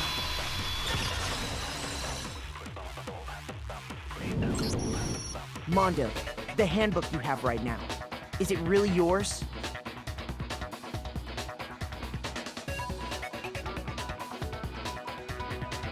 The fuck is that supposed to mean? The broken handbook that was in the main hall. Isn't that one actually yours? What the heck are you talking about? What I mean is, I think Mondo swapped his handbook out for one that actually works. I think he took Leon's handbook and replaced it with his own. Yes! After all, Monokuma said himself that Leon's handbook never should have broken. That's right! The punishment it suffered wasn't nearly enough to destroy it. So then, the broken handbook in the main hall is actually Mondo's. Which would mean that the handbook Mondo has right now is actually Leon's, yes? But doesn't that violate the school regulation that says loaning out your handbook is prohibited? Well, here's how I look at it. There is a rule about loaning your handbook to another student, but if they're dead, they're not a student. It's kind of a gray area, I admit. But no worries. If anything, it just makes things more interesting. You sick twisted bear. As such, I decree that exchanging handbooks with a corpse is not a violation of the rules. Well, Mondo, if I'm wrong about this, you're welcome to say so. I'm happy to admit I made a mistake, but... Son of a bitch! What's wrong, bro? Come on! Tell him he's wrong! You are wrong! You have to be wrong! Everything you just said is wrong! You made it all up! Okay, then why don't we look back on this case one more time, from the beginning? That way, everything will become clear, and we'll all see if I was right or wrong. Yes. Oh my god.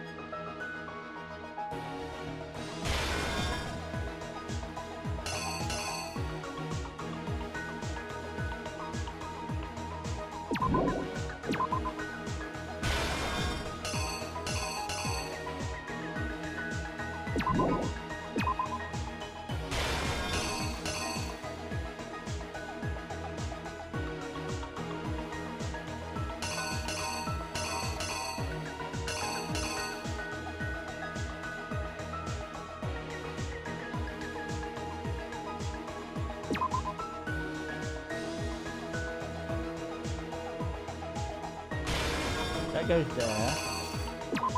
That goes there.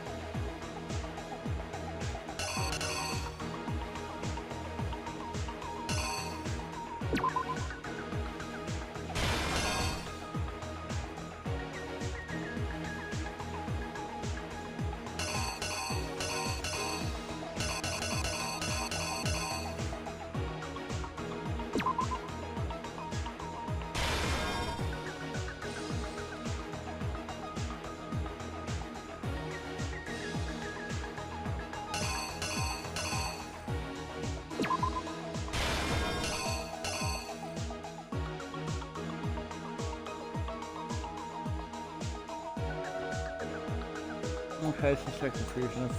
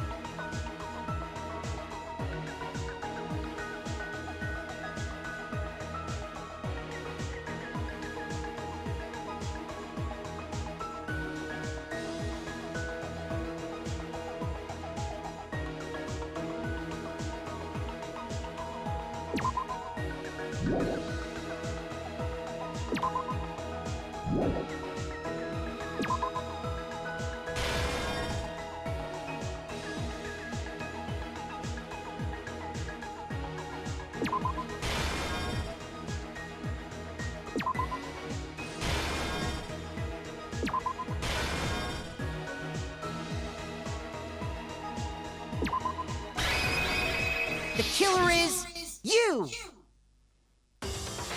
First, got it right. Let's take a look back to before the incident. I got it. Last night, Celeste saw Chihiro in the warehouse, correct? At the time, she was apparently stuffing something into a duffel bag.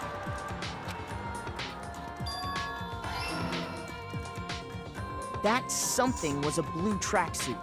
You can confirm this, right, Celeste?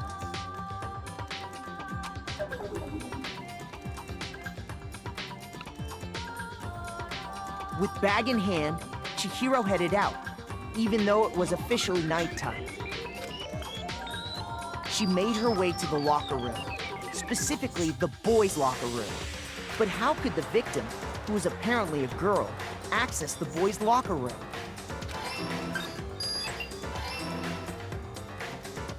Simple, because she was really a he. Which is why he was able to use his own e-handbook to gain entrance to the boys' locker room. Once inside, he met with someone there. And the person he met was the one who killed him.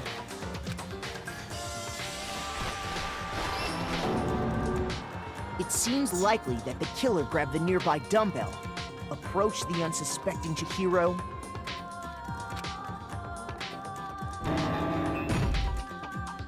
and attacked him. And that's where the bloodstains on the poster and carpeting in the boys' locker room came from.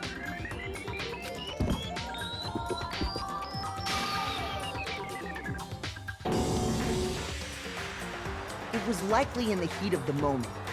The body was arranged, but the murder itself felt unplanned.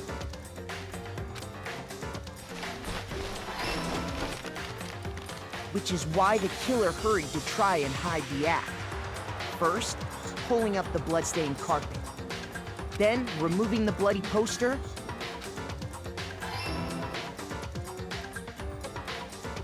And finally carrying the corpse into the girls' locker room. A girl's handbook was necessary to get into the locker room, of course. But this alone doesn't prove that the killer was necessarily a girl. After all, Sayaka and Junko's handbooks had been placed in the main hall. Using one of those, a boy could get into the girls' locker room without much problem. Oh god. And that's exactly how the killer did it. With the carpet and the poster they brought with them, they got to work.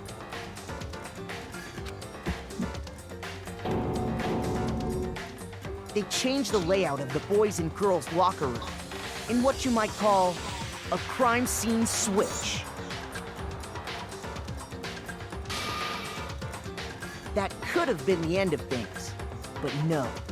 Byakuya discovered the body and decided to intervene in the situation, making things even more complicated. Yeah.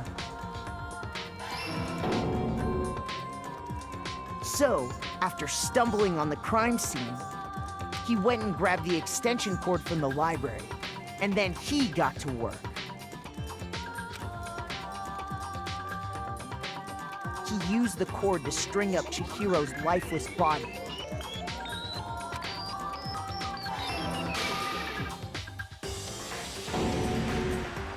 Then, using the victim's own blood, he left a grisly message there at the scene of the crime. He wanted to create the illusion that Genocide Jack was responsible for the slaughter.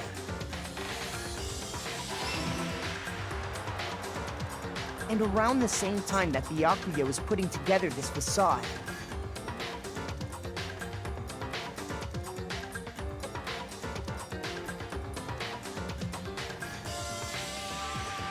the killer, having already disposed of Chihiro's bag and other belongings, arrived at the sauna. There, they planned to destroy the last piece of evidence, Chihiro's handbook.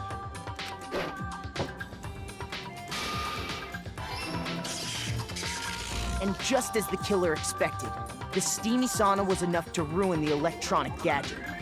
Somehow, the killer knew that the handbook couldn't stand up to the heat of the sauna. And the reason they knew that is because the sauna had already wrecked their own handbook. And that's how it all played out. I got it right. Just a few changes. Isn't that right, Mondo Arata?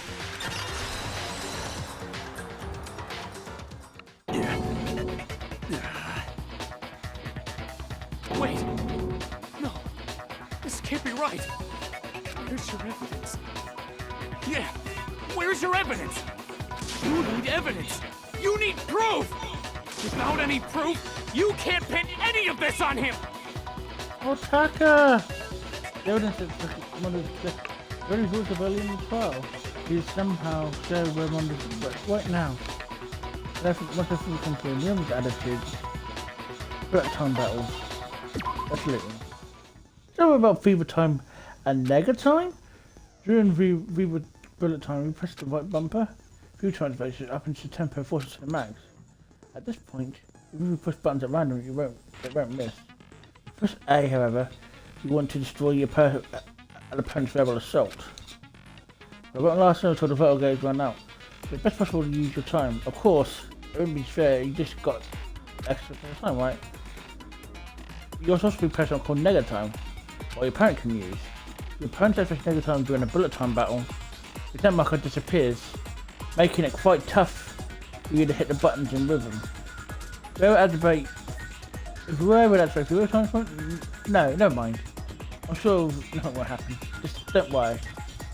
What I worry about. And supposedly, the action difficulty is set to gentle, so your opponents won't use nega time.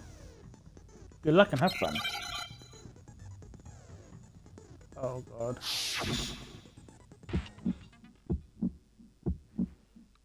Show me some evidence! You're wrong!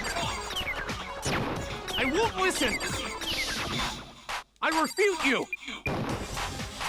False! Show me some evidence! I won't listen!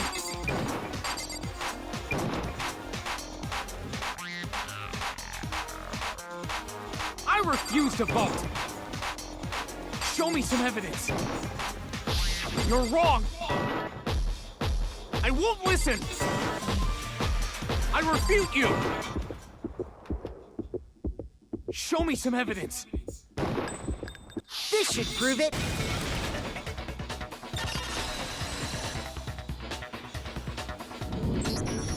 If my thinking so far is right, Mondo must have replaced his broken handbook with Leon's. In which case, we can just check each of our handbooks right now. Once we do that, we'll... We don't gotta do that. Huh? Yeah. Yeah. I did it. I killed him.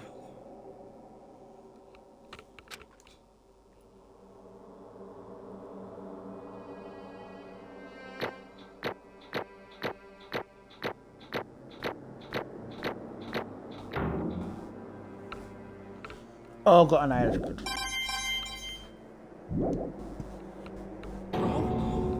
Bro, what are you saying? I got no choice, man. After hearing all that, I gotta just... give up. Go ahead, Monokuma. Get it over with. Ask for the goddamn verdict. Roger that. Wait! Hold on! No waiting, no holding on. Time for the moment we've all been waiting for. Grab your lever and give it a yank! Who will you elect as the Blackened this time around? Will you make the right choice or the dreadfully wrong one? What's it gonna be? What's it gonna be?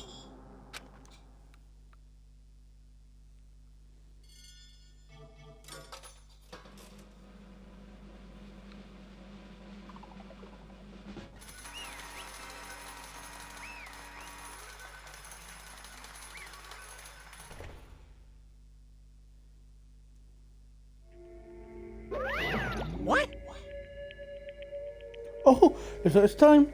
Looks like you got it right again.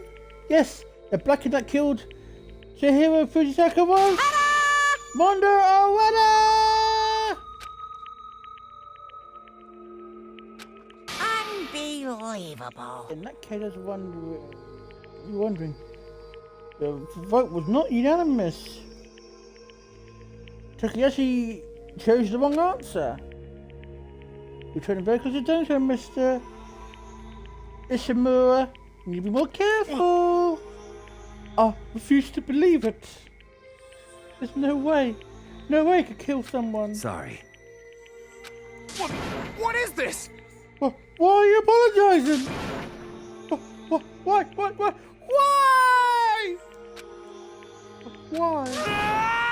Why did you do it? Now then.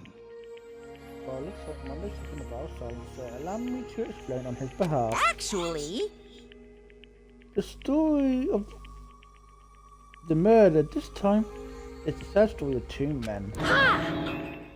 Oh, but for anyone who doesn't really want to hear it, you can hit the B button and fast forward the text.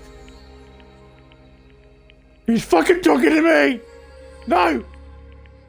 Don't break the fourth wall, you sick bastard! Don't break the fourth wall! Anyway, there once was a young boy. His name was Chihiro Fujisaka.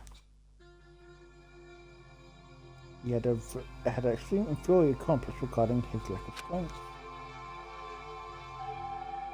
You're so weak even though you're a boy. He'd hear things like that as long as he could. He remembered he couldn't overcome his weakness. On the contrary, he tried to hide himself and bury himself further and further into that weakness. Take on a fragile form of a petite young girl. He had chosen that as his way out. Now, nobody will ever say anything like, even though you're a boy, no matter how tightly he wrapped himself into that cell, his inferiority complex had taken root deep inside of him, and was not so easily weeded out. It turned out the cell was completely empty. The complex didn't disappear. Instead, it grew anew. It only grew stronger and stronger. I'm weak. Weak, weak, weak, weak, weak, weak, weak, weak.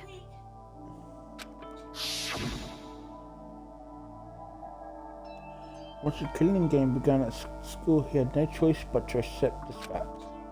After all, in the world of survival of the fittest, if you're not strong, you don't survive. And then, the lovely and hateful Monokuma announced that he would be revealing the embarrassing secrets.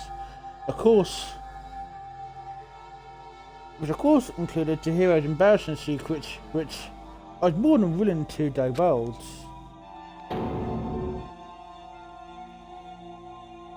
Even though he's dressed like a girl, Chihiro is actually a boy. Hey, And that's something Chihiro couldn't let anyone find out, no matter the cost. It would have revealed,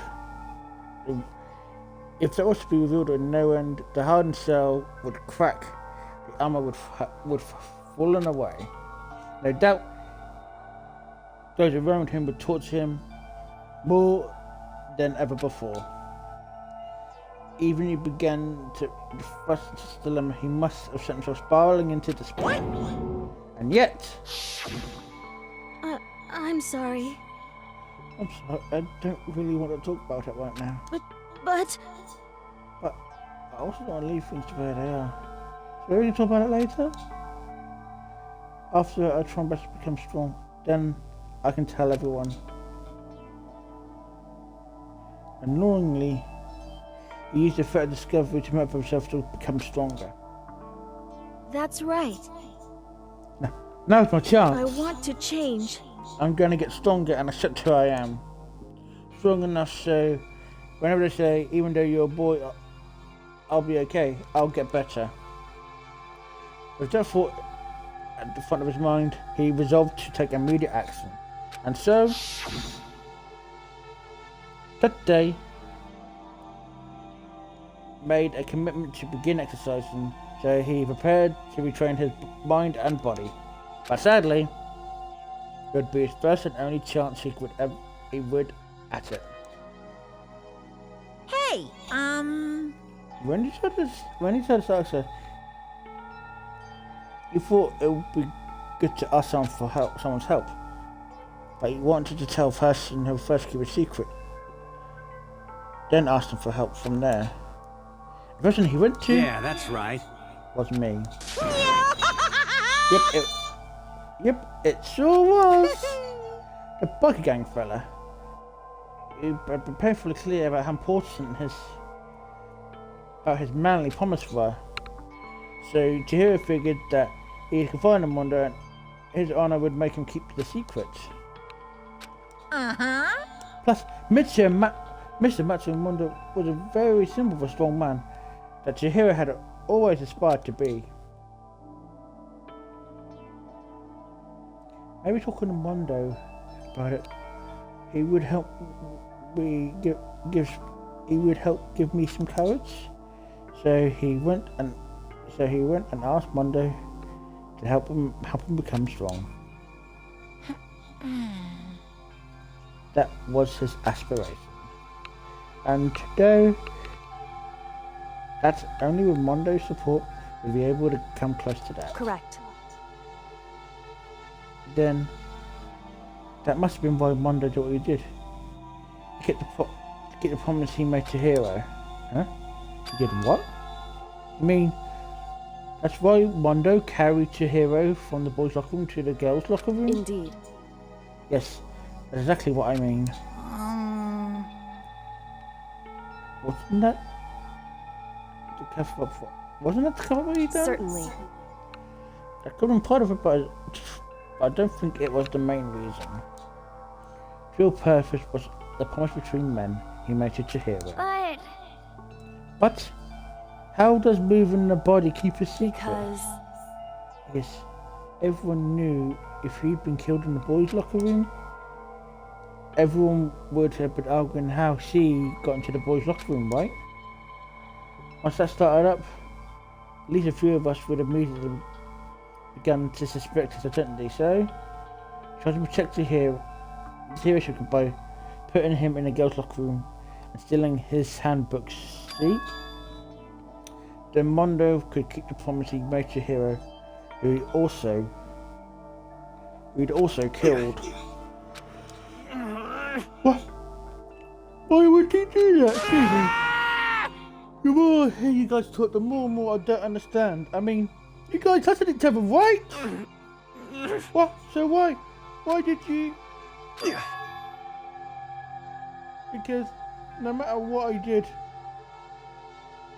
I didn't want anyone to know. I knew it.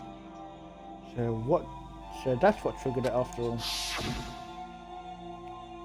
Unfortunately, having your embarrassing memories and secrets, I suppose. What is this? That's impossible. Nothing could be that bad. He didn't say no. He didn't want anyone to know, even if it meant killing someone. That's impossible. Don't make me repeat myself. How many times do I have to repeat myself? To judge others by your own standards is the height of folly. Even though you can't comprehend it, you obviously can. That's all there is to it. Oh, while on the subject, why don't I tell you? The embarrassing memory, that secret, he didn't want any of you to know. Hey, You want to know what Mondo did? He killed his own brother! He's supposed... Mondo? Mondo, the ultimate bugger gang leader that makes all the hoodlums and riffraff across the country tremble. But the only reason he had a chance to join that gang at first was because of a certain someone.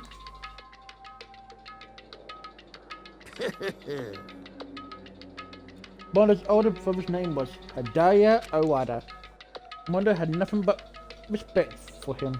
It's because of that diet that Mondo ever got on a motorcycle. Mondo was his only family growing up, and he was the only one that Mondo could trust or respect. He wanted to measure up to his big brother, so he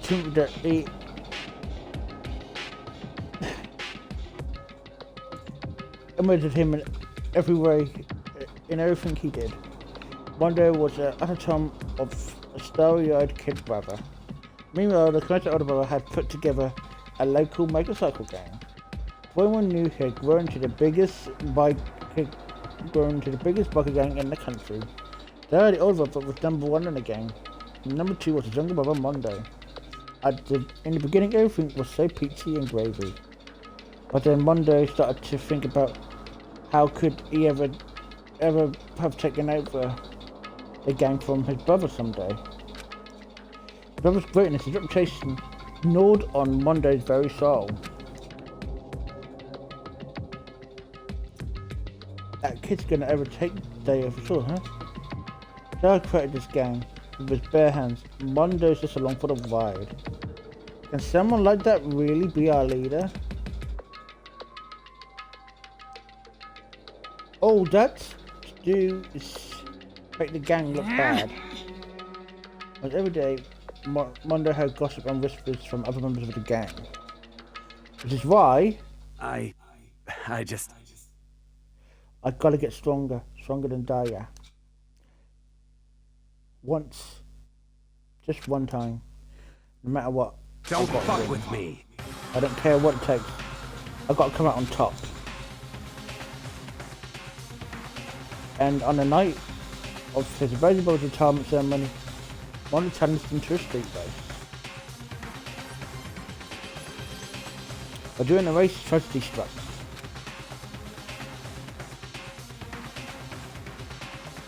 The kid brother pushed ahead with reckless abandon. Eager victory dashed into oncoming traffic, but suddenly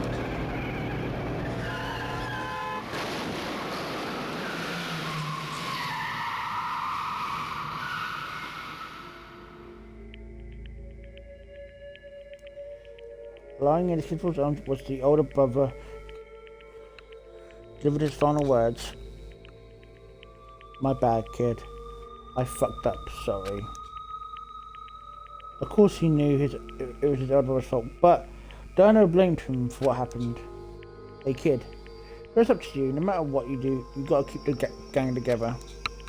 Because it's a team you and me put together. It's a promise between men. So he decided to hide the truth of what happened from everyone else in the gang. In order to keep the gang together, he kept the promise to his brother. Though he never admitted to anyone that it was his own weakness that caused his accident. As a result,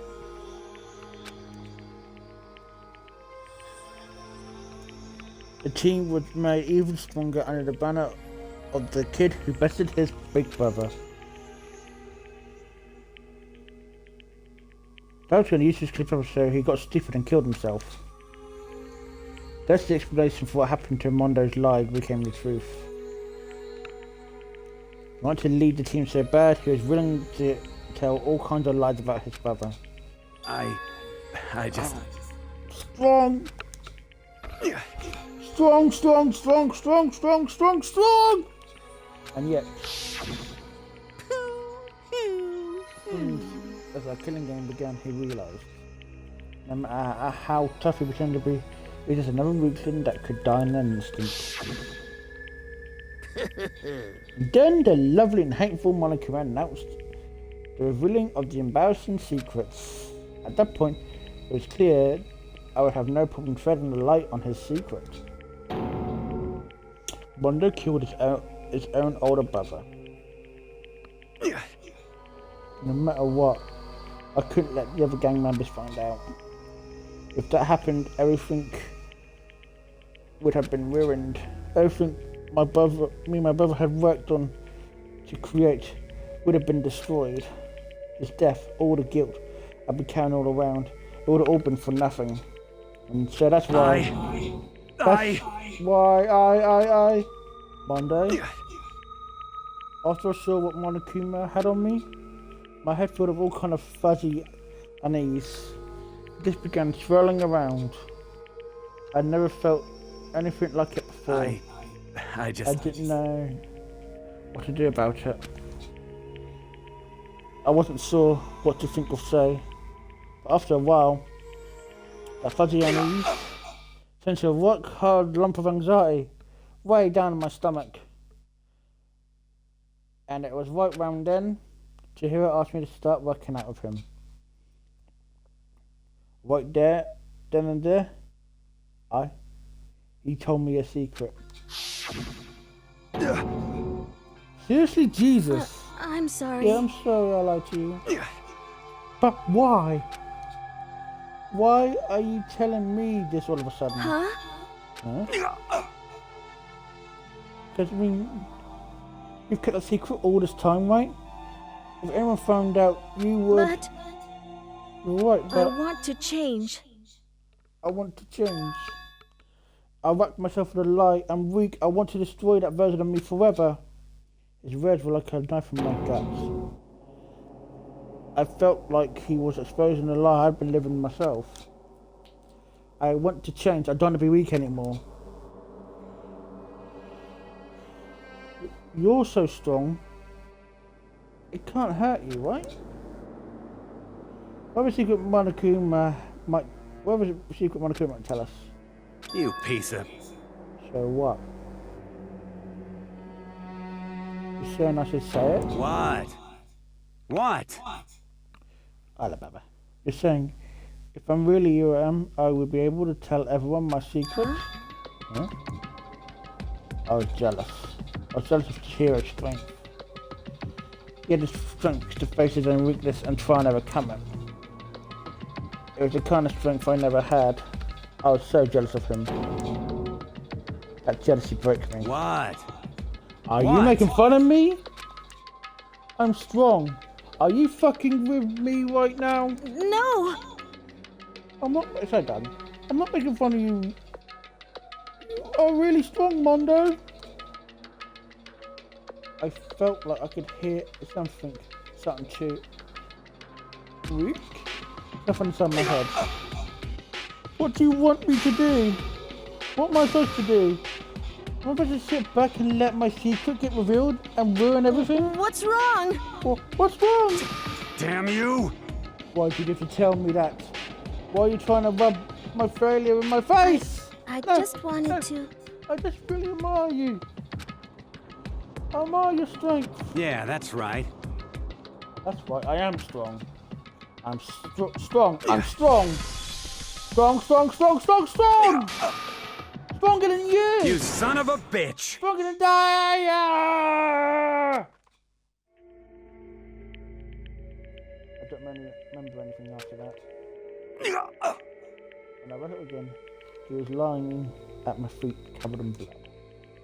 I had a dumbbell in my hand. I was starting to... I still went down. Down to the ground, sorry. Hey! I killed him. I killed Chihiro. Even after all this time, I'm still just as weak as I've always been. Oh, sorry, I was reading. You would know, it's read in text. And thanks to that, I did something I can never take back. One day, he's normally so aggressive, so angry. He hid that weak side from everyone. And that was a secret. Weakness that lived inside a heart like his. And it turned him cold-blooded.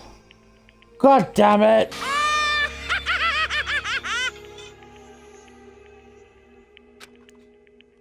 Look at him. You see him? He's just like... You're all just like him. For a secret, for a past, for a memory. Well, that's... He killed another human in cold blood. He could be free of his regret from the outside world. He doesn't know what he doesn't know what true strength is.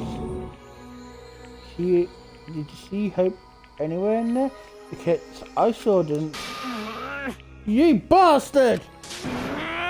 Shut up, you son of a bitch. Go ahead. Say that again, I dare you. Yep. Okay, I'll say it as many times as I want. But what I want to say... Is that what I want to say, bud? Unfortunately, I can't do it right now. Because the time for punishing is fast approaching. Punishing? You kidding me? You mean execution? Well now. That's what I promised you, right? Black King who disturbs the peace would get punished. Ridiculous. Hold on!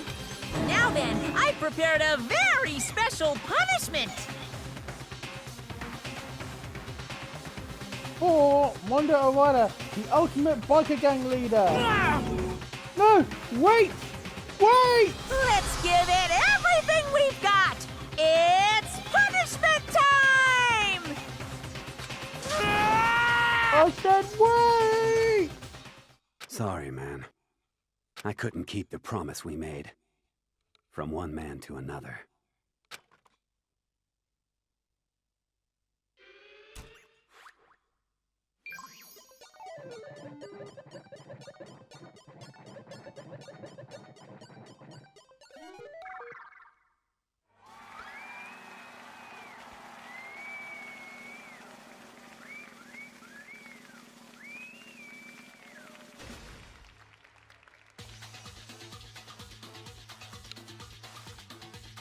Oh god.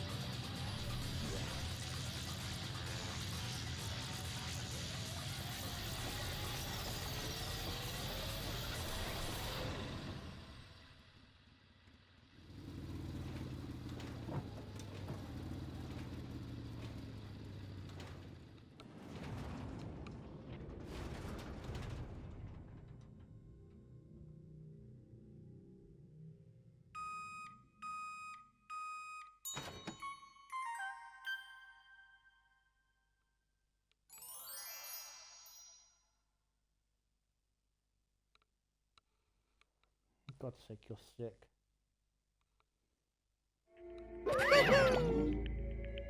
Love at death. And your soul will be at peace. It can't be. My brother. Another murder, another execution. I want to feel again. Everyone's lives has been taken here so everyone's lives are taken here so lightly. I feel like I might be going mad. Maybe I'll just let that happen. Oh, type.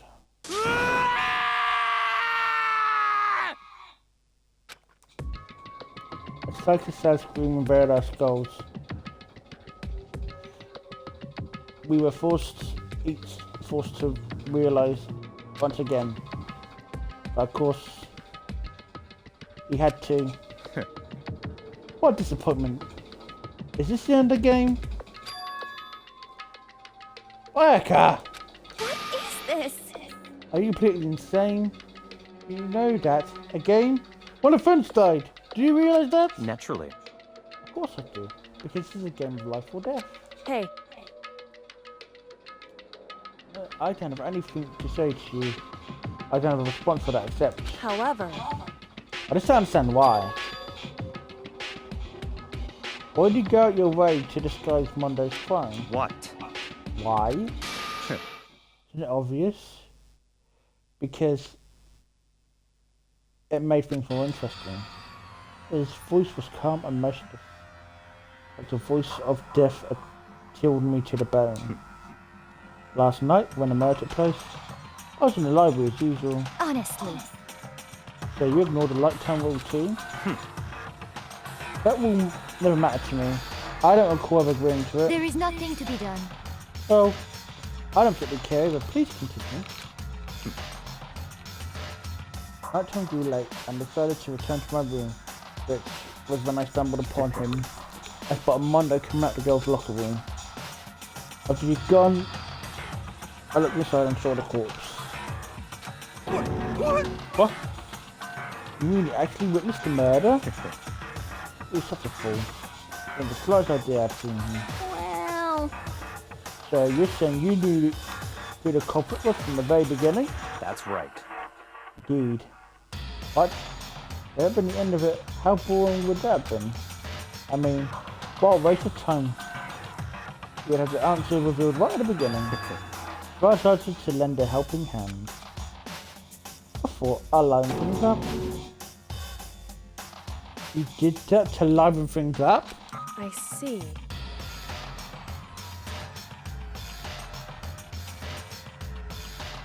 After hearing Genocide Jack from Toko, he decided to use it to create a fake murder scene. What? But damn it, man. If we figured it out who'd really done it, would you ended up dead too, right? Oh, obviously. I knew I would have to reveal truth before it reached that point. Of course.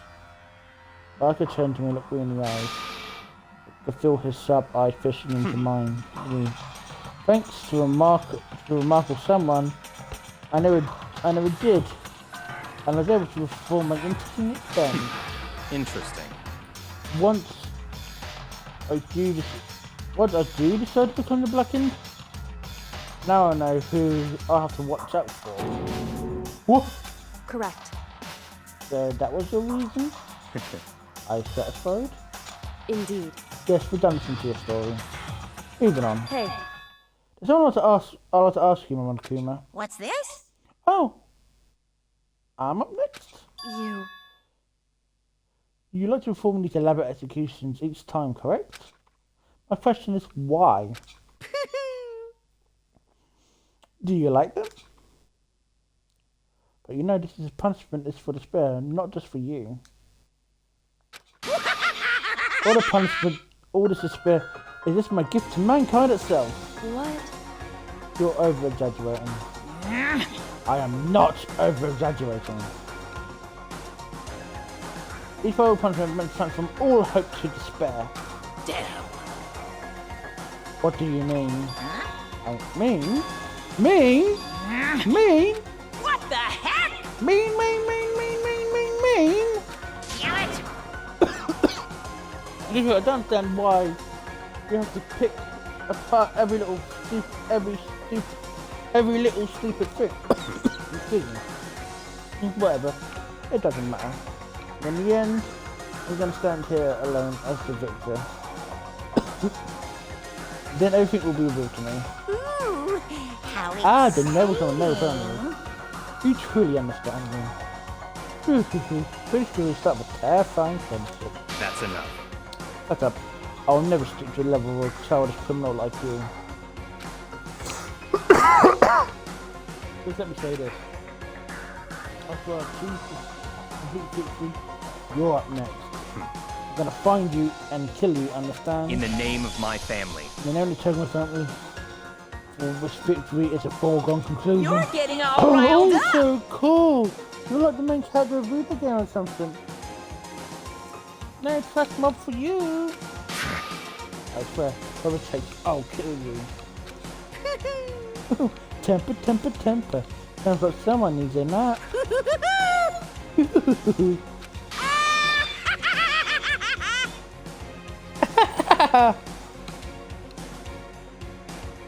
Anakin was last pulled across the courtroom, and the curtain closed on the case of Chihiro on Monday. But I knew this wasn't the end. The killing game would continue, because the mastermind would not let it end. For those who were still alive, the worst fear and despair kept on multiplying. It's the kind of despair that feels like a blind puppy in hell. There's more in the future, more of a future than us. All the cowards, all our efforts, our friendship, it all felt mounted up to nothing at all. It was the worst kind of despair.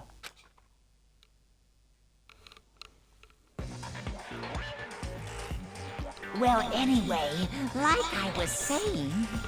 What? This is a pretty good spot. Yeah, a really good spot. Okay, what the fuck's going on? Anyway, isn't it amazing how that girl went and killed someone before things even had a chance to get boring? Once things really get moving, it'll be like a roller coaster. There won't be any stopping it. Fear and despair charge forward at a speed nothing can hope to match. Oh, God. But I must admit, I'm disappointed. I went to all the pain and effort of making you part of the group, and you couldn't play your part. You do remember you were supposed to make the first move, right? Hmm? Well, no biggie. Nothing we can do about it now, so just do your best to make things more exciting from now on, okay? Who's he talking After all, that's what everyone wants to see. I'm so confused. There's one thing I'd like to ask you. As long as you don't want to know my measurements, fire away! Who is it? The 16th high school student I meant. Ooh. My, you really took me by surprise there. I know I said you could ask anything, but... Super denied, ultra denied, demonic denied! Because you see, that's my ace in the hole. Another student? And nobody'd be dumb enough to reveal that, right? No matter how close they were to their friends.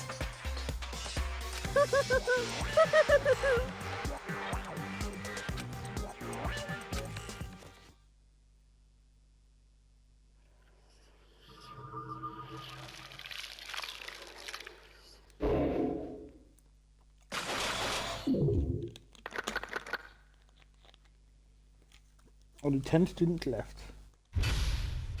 To be continued? Don't worry, we're not going to be ending there.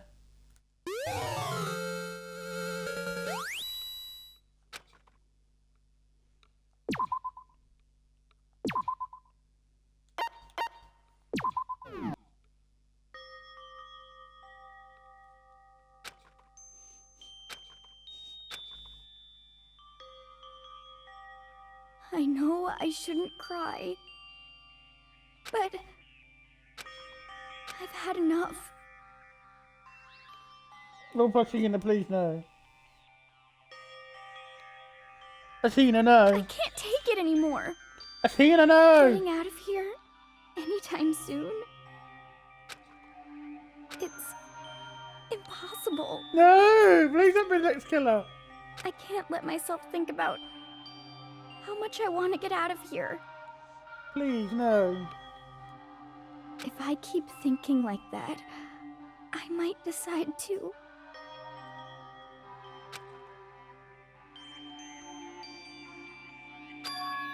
Donuts! We need some donuts, that'll cheer me up. Glazed donuts, twisty donuts, jelly donuts, cream-filled donut holes, malasadas. Okay. Oh God, donuts, I'm praying for a wonderful encounter.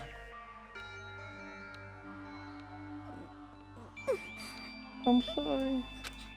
Please forgive me for breaking the nighttime rule. But right now for me, donuts are an absolute necessary. Oh God. Huh? Huh? What's that sound? Sounds like it's coming from the bathhouse. But I'm super scared, but is there someone there?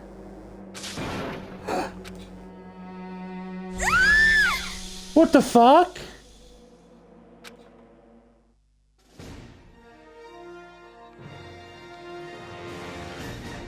What the fuck?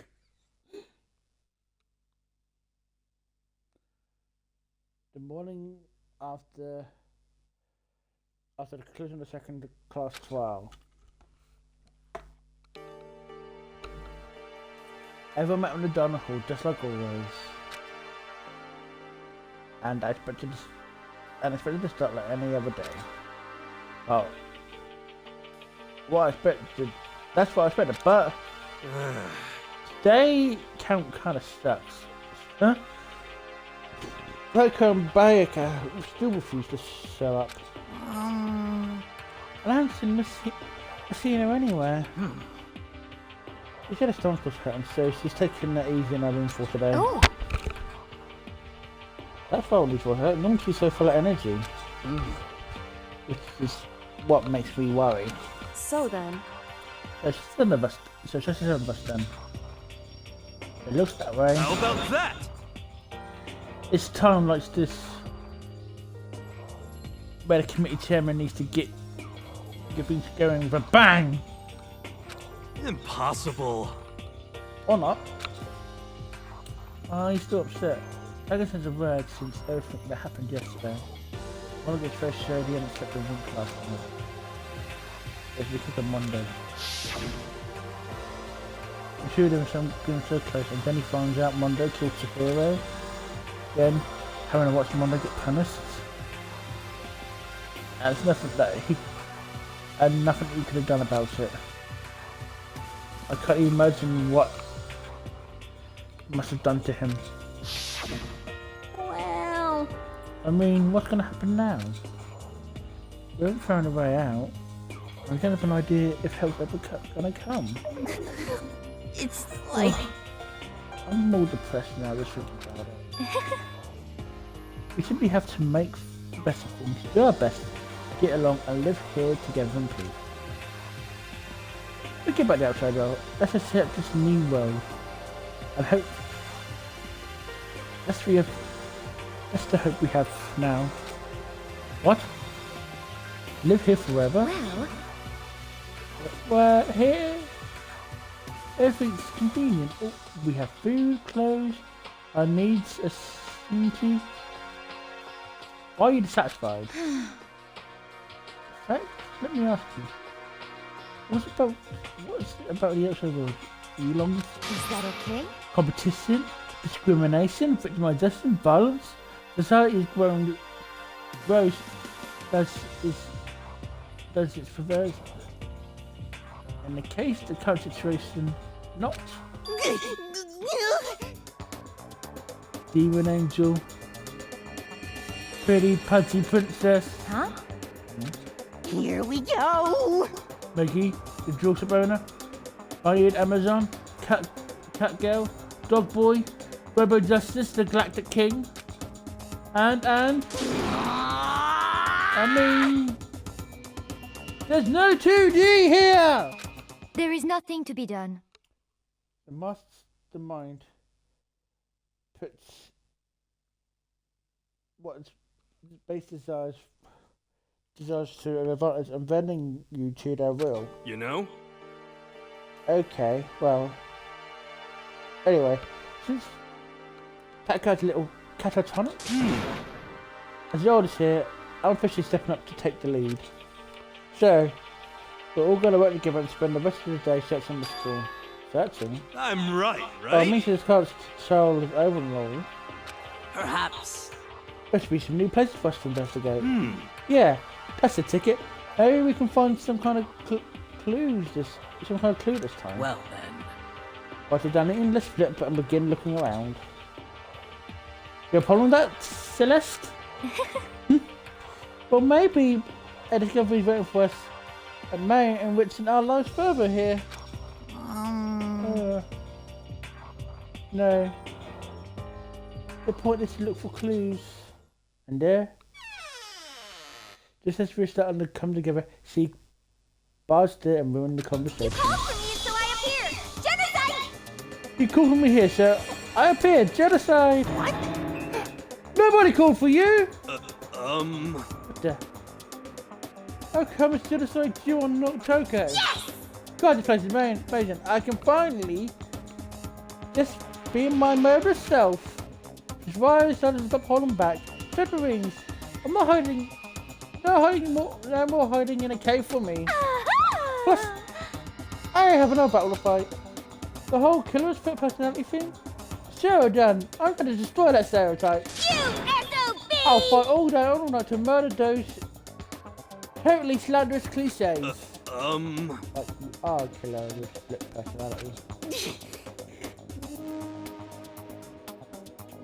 If she wasn't here, I suppose it's as well we'll go up by at least 10%. Come on, you gotta back me up here. Even the biggest stars need little people to hold them up. God, genocide deals freaks me out. Well done. Whatever else we do today. First, eat. We can't do anything on an empty stomach. You're right. Let's hope we need to start our investigation.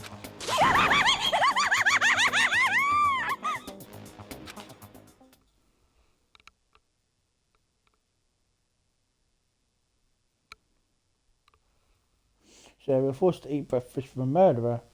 After our much needed but very annoying meal. We set to looking around the school.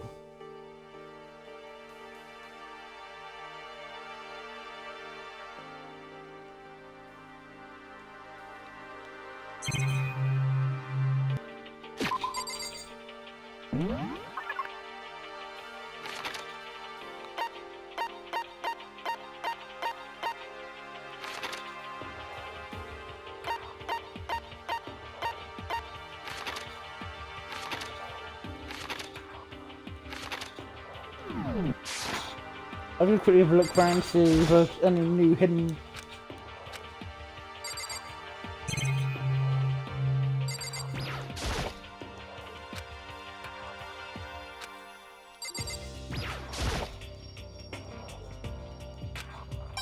Yeah, exactly, I was looking for one of these coins.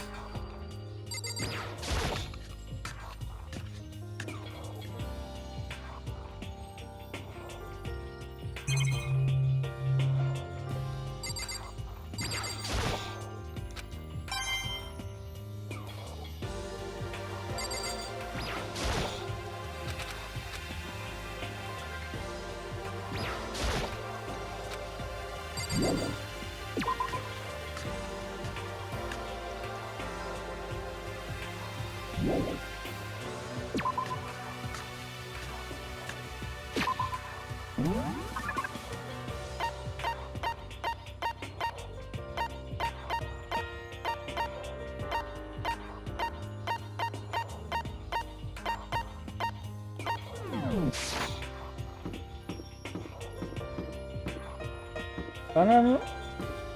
Wait.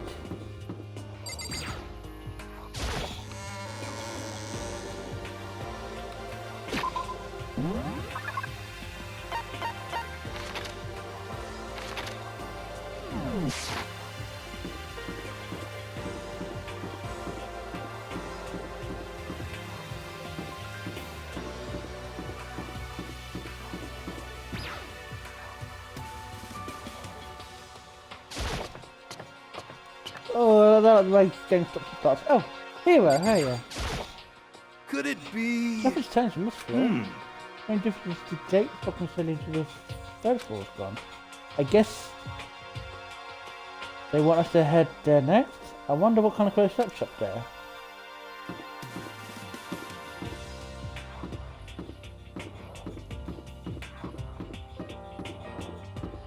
Look, the third floor trick's good.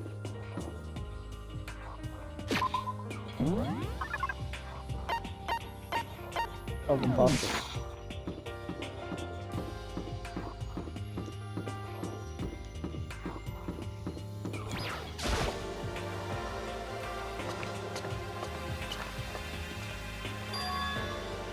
Third floor is coming. Wonder what we're gonna find this time. What's up here? Okay, the stairs down.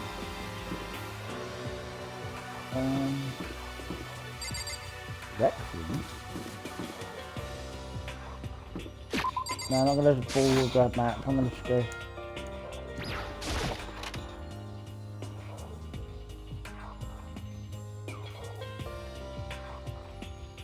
So this is... Let's see. Recreation room, a place for students to come and relax. I imagine school having I wouldn't imagine a school having a place like this. No normal school would. There's a fellow, shogi, even a dartboard and a pool table. And look at this! They provides a remarkable number of magazines. Isn't it wonderful? They're certainly helpful keeping boredom at bay. Listen up! Ring, ring, ring! Hello there! Allow me to expound. We've got fashion, motorcycle, martial arts, video games, baseball, science, all kinds of magazines. Oh, but nothing dirty. This is the school after all. If we need a quick fix, check out the swimsuit mags. So then... And we enter our collection has new issues come out. Too bad! Sorry, no can do. You don't want to. Right now, magazines are kinda what? Watch out! Oops. Never mind. No. Anyway, it's time for me to... Anyway, that's for my explanation. Bye-bye. What? I know, right? That bothers me too. Most unfortunate. Right here. Be nicer if we could add some new issues once in a while. Really?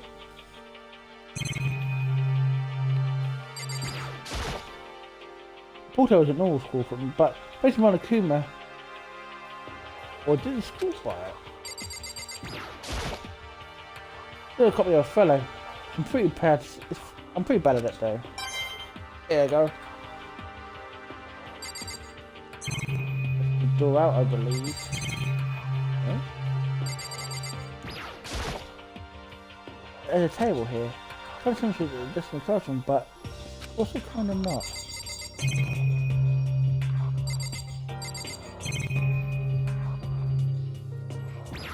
Somebody more about the cam. I'm shooting to make out the camera. I don't want to see the camera the same way.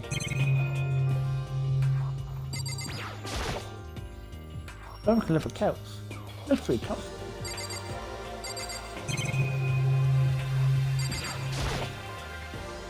This is some kind of bottle.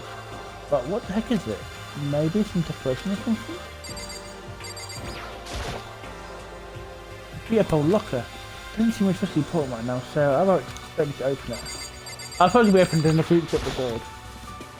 There are 100 magazines on the shelf. Even a bunch of monthly comics, but I don't see all of them. But without getting bothered, what's the point?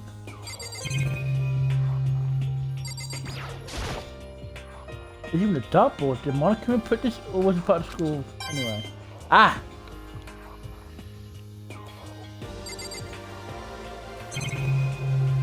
the middle of this. Let's talk to telephone. There is nothing to be done. There's no thoughts about magazines, but still. I do believe his life will improve significantly thanks to this little hideaway. No. Bye, Celeste. Leave the other ear. Okay, do I go left or I'll go leave the way I'm facing. That's I'll go. It would seem. The first floor's opened up this time. As the river gate looks like there's a physics lab and an art room. I also found a huge machine of some kind in the physics lab. I wonder what it does. The physics lab? Oh, it's the art room.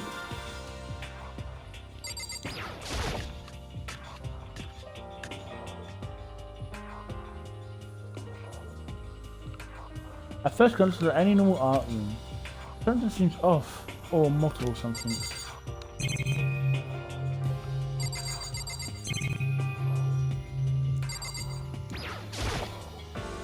This is a statue of Eno? Never really heard of anyone using an Eno statue for live streams or possible whatever.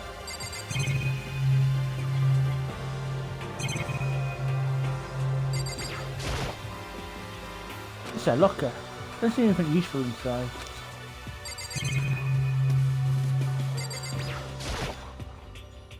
There's paintings lining up on the walls. These are just a bunch of crappy. These are a bunch of crappy graffiti to me.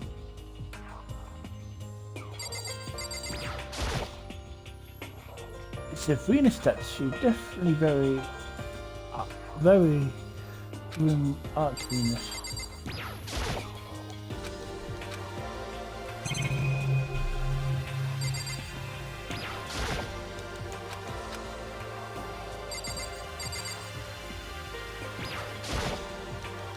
Oh.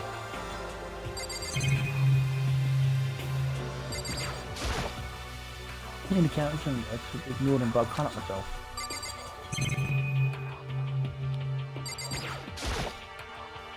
You know, there's even such a Monica. Who would want something like this? Still quality surprising.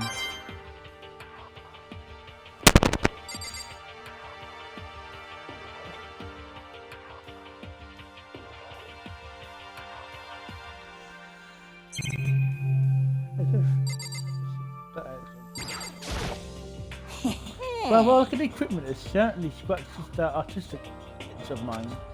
Art supplies, of course, but it also touches all kinds of sculpting tools. So, affirm me, you like to make sculptures and figurines and stuff?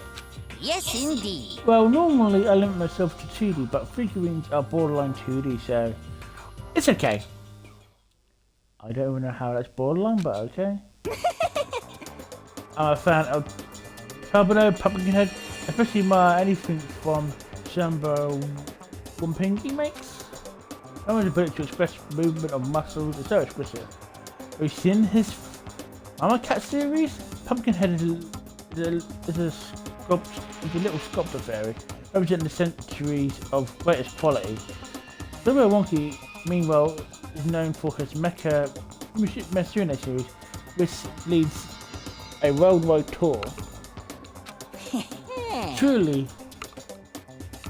if anything can be God, it has the Elite Four. But one of your elite is missing. You know nothing. Well, the Elite Three sound stupid, so doesn't it? Yes, indeed. Besides, the empty seat vote 3 belongs to me. Begin today, I'll reign as the legendary ruler of the next century. I see. Well, good luck with that.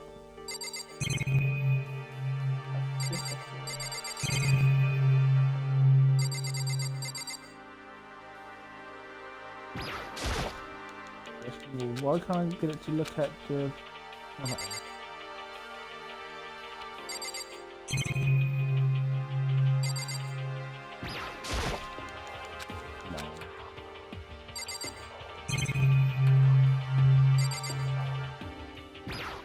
I'll get that.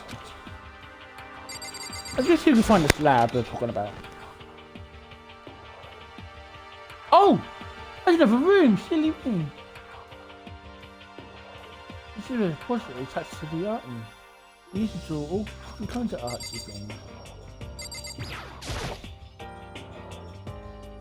Let's something on the floor. I look at the picture.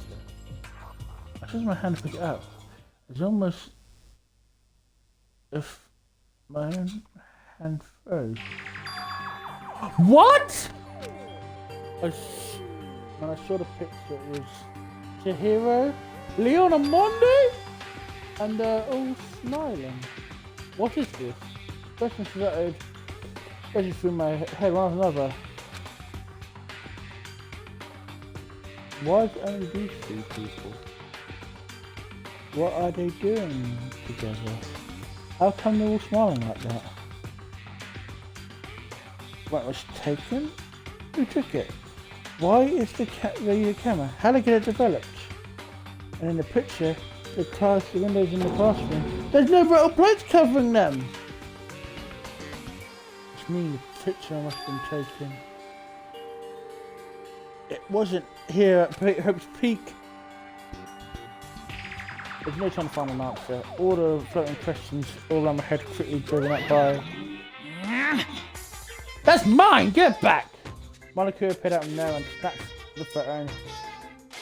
And before I had a chance, I had answers evaporated. You peeked, didn't you? Well, they've all had some pretty dazzling smiles, huh? Isn't that wonderful? Yeah, just living their school lives. It's like it's ripped out a page out of the book he used. What's going on in that picture, do you know? I'm not telling you nothing! Why can't you give me straight answers? Never mind. I don't even know why I bothered asking. That was freaky as fuck. The darling must need to move around all the statues around.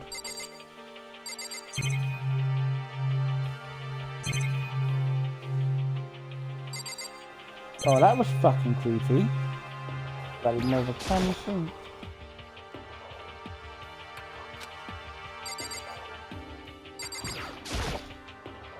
Of course, Monta's here too.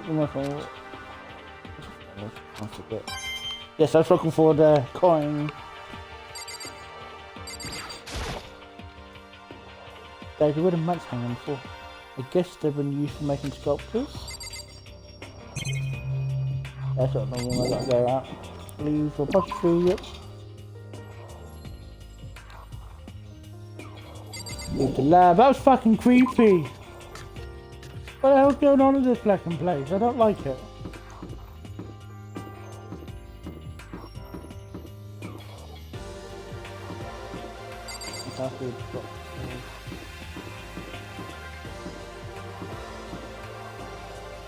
That's just for this lab.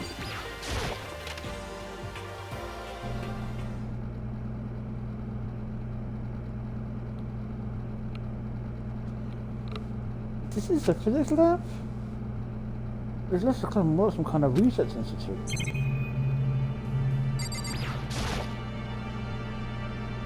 What's all this ridiculously big machine? Watch out! Watch out! What? What? Don't you want to do some quantum leaping? Huh? Phew. That's a time machine, pretty awesome, right? It was designed by a student right here at Hope's Peak. The ultimate physicist, although they didn't go here anymore. They actually died during the tragedy. The time machine?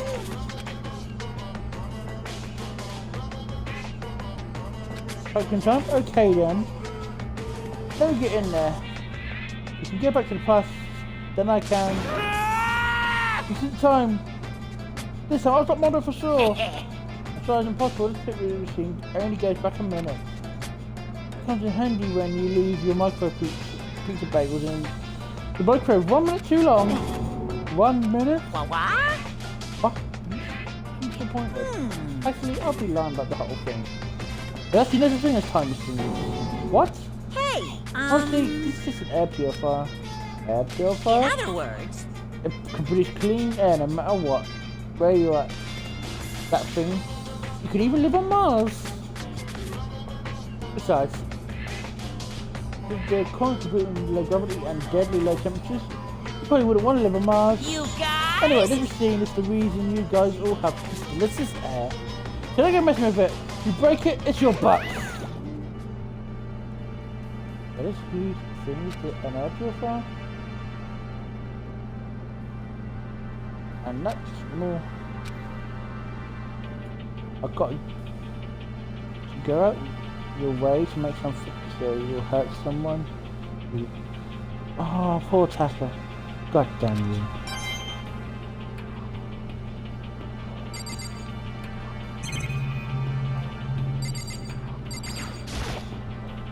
That's what all the physics just. They must be used for all these physics experiments and stuff. There's still used here. Pulleys, metal plates, magnets, all kinds of stuff. I don't recognise. Could you use some of it to damage, to affect the windows? I want to hit you actually. I can't get out of it, just forget about it.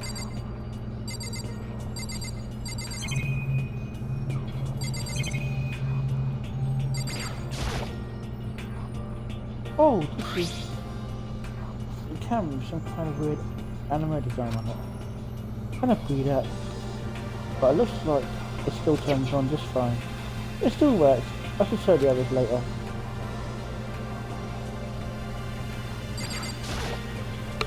There's a bonus camera filter, of course. This machine obviously leads to some kind of purpose, but I don't really know anything about physics to start with, so I won't have a clue where to start this. What's Taka? Hey Taka, you know anything? Don't you think this place kind of looks like a research institute? Still no reaction? Poor guy.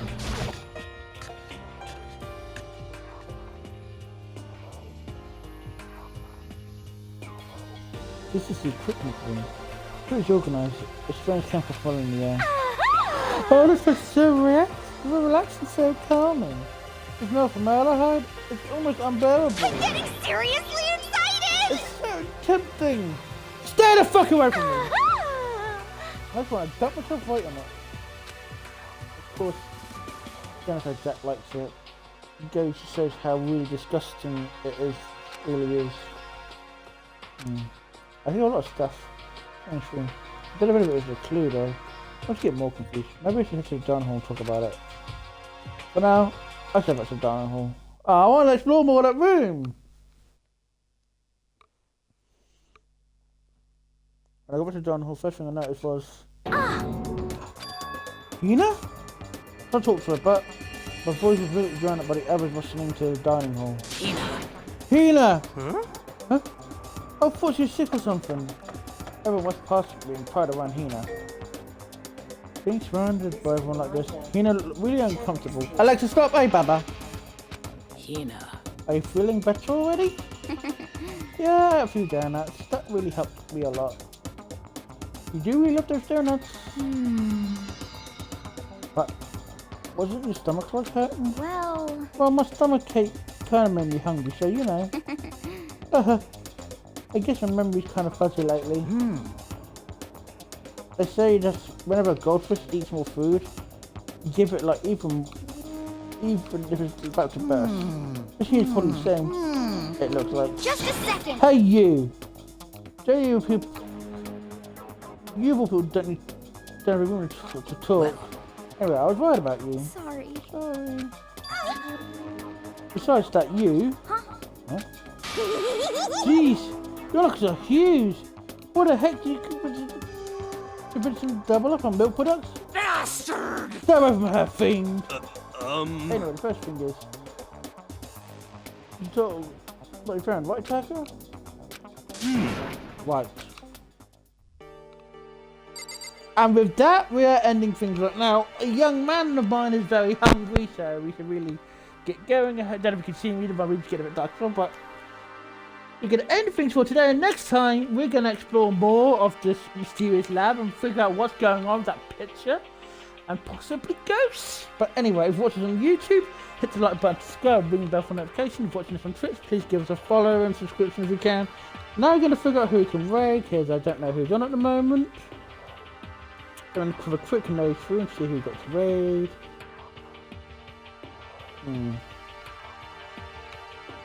What's up to you? Are you up for some more Kingdom Hearts? Elden Ring? Where's he for? Borderlands 3? The Witcher 3? I don't know. If anyone's in the chat,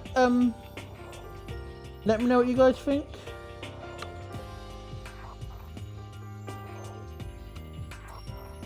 You know what? Just go for some good old-fashioned Witcher. Yeah, like I actually see Trade Walker, because he's an awesome dude, and yeah, anyway, next time we'll be exploring more of the third floor and find what's going on. Hopefully we can cheer up Taka. But anyway, see you guys next time. Bye bye.